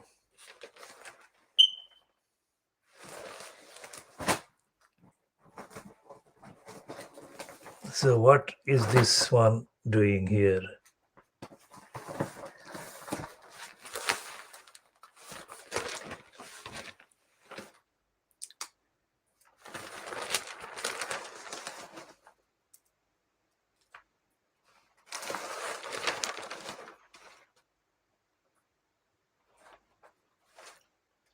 So this is the one that I referred to without mentioning the Daily Mail, which is about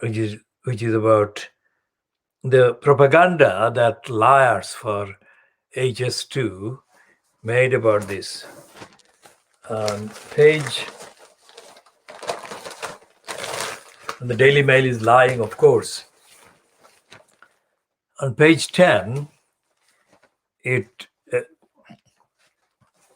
carries a so-called quote, the Stop HS2 Yorkshire, Stop HS2.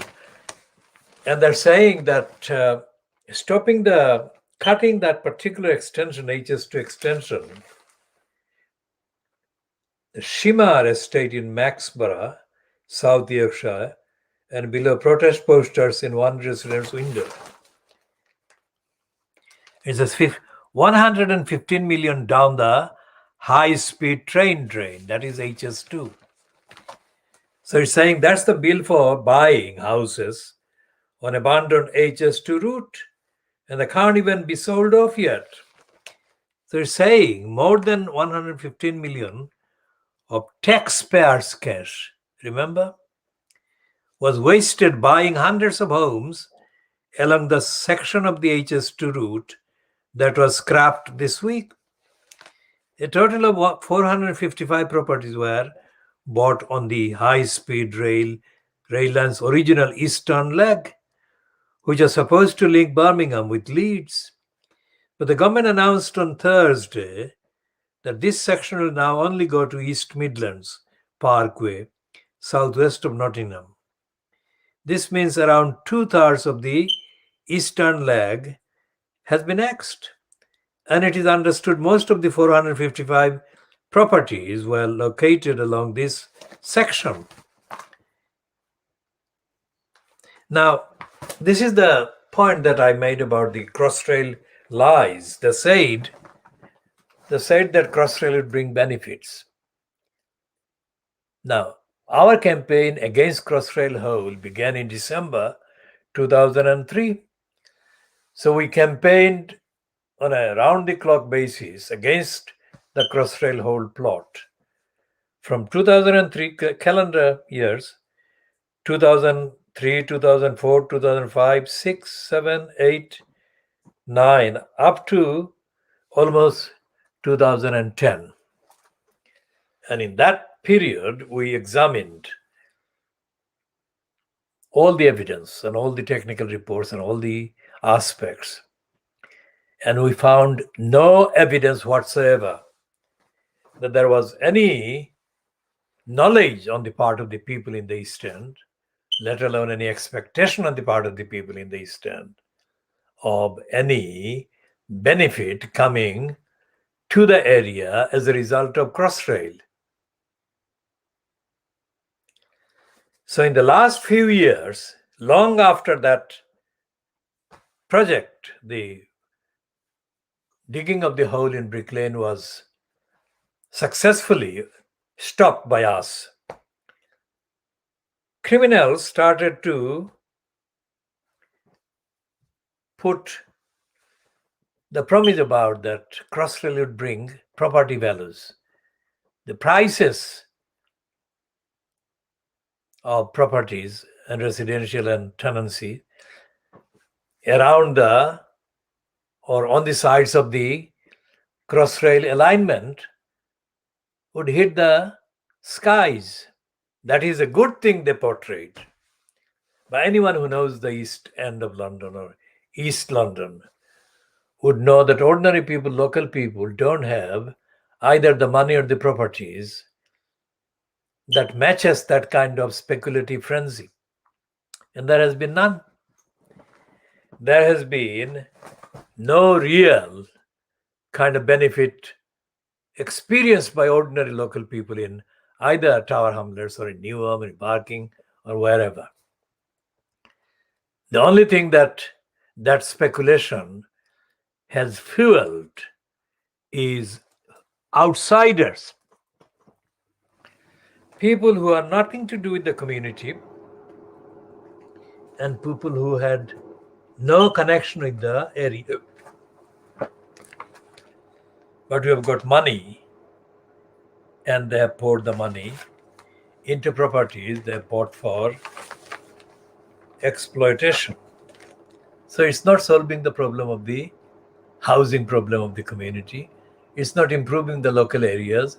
It's not improving the local anything. So that should be the strongest point or set of points that opponents of Crossrail along the whole route should be promulgating, shouting, demanding all the time. But that's not what the Daily Mail is saying. The Daily Mail is saying that property speculation has been proven completely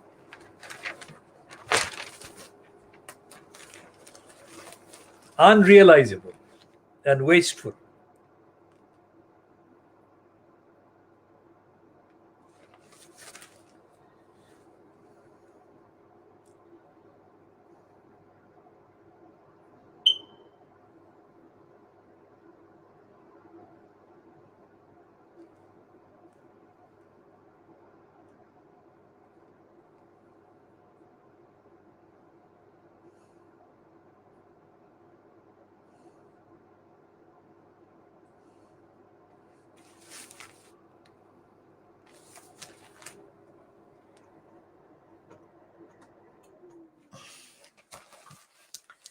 Over in France, there is this character that is adding extra racism to the polemic and the rhetoric around the French presidential election.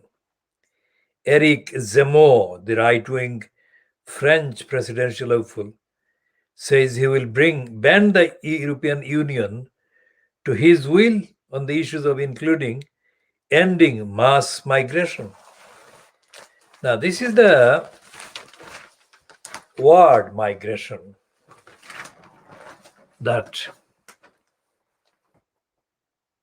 serves as a powerful explosive trigger to incite racists in France, racists in Germany, racists in Britain, and racists in other parts of the Western European part of the continent to hating.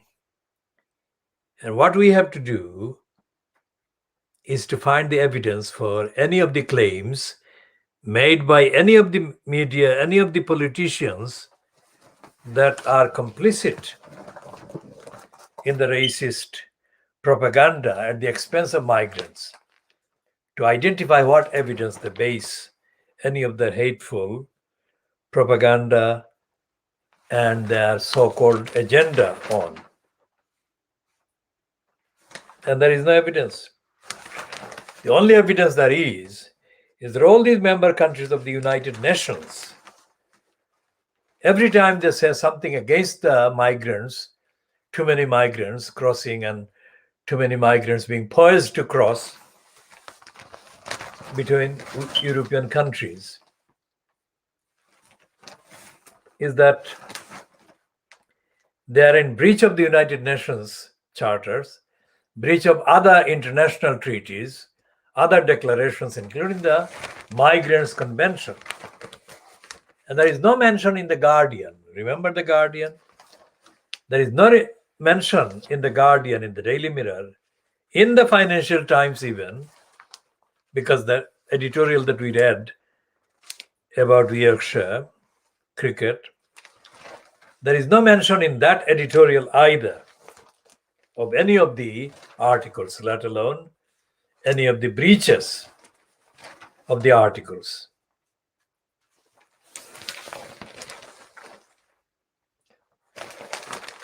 And the daily bribing Boris Graf on page 21 has got an editorial against the migrants as well.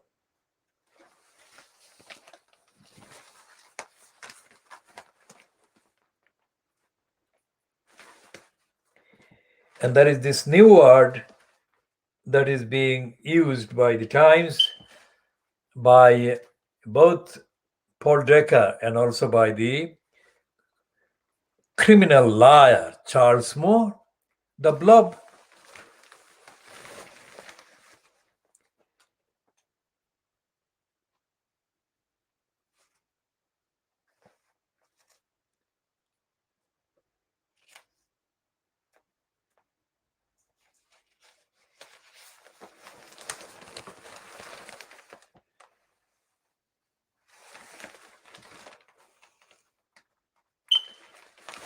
And this is about the Elgin marbles.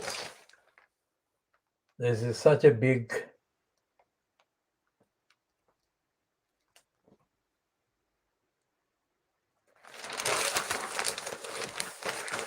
and there are pieces in trying to kind of excuse Brenda's son Andrew in light of new revelations about his connections with Epstein. Epstein the pimp.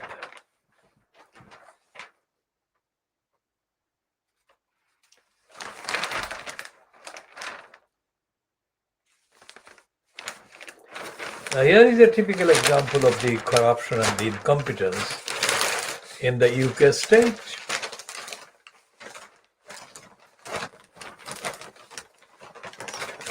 So it says HMRC reveals risk to public data from its IT systems.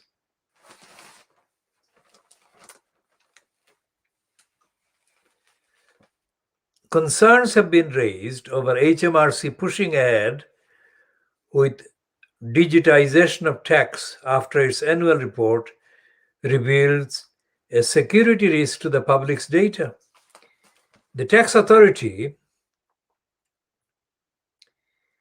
is pressing forward with its Making Tax Digital program, which mandates that businesses and individuals must keep digital records and file their income quarterly. So now this is the tip of the iceberg. The admission by the tax authority, the HMRC, that individuals' data are at risk is the tip of the iceberg because there is no accountability anywhere within the state agencies. And that includes all the agencies, including the courts, the police, the prosecution service, the government departments, the members of parliament, local council, the various platforms and fronts of the council are allowed to use to carry out their own corruption and criminality. Now we go back to the question of the BBC being unfit, and Fiona Bruce is in a bizarre spat over unconscious racism. There is no unconscious racism. There is racism. There is nothing unconscious about it.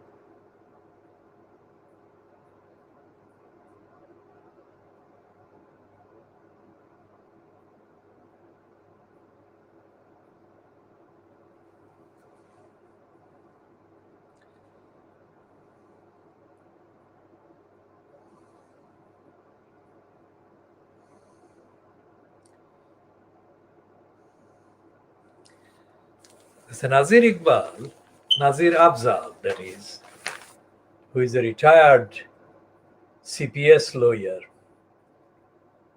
was on the Thursday's question time, and he accused Fiona Bruce of unconscious racism because he was the first one she asked to answer a particular question. And Nazir Afzal accused her of being unconsciously racist.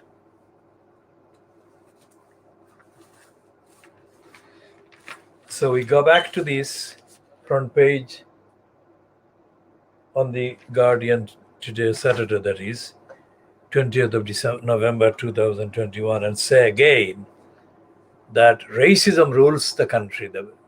It's not just the cricket club, not just one part. Everything is racist. So on that point, we shall be concluding this particular part A.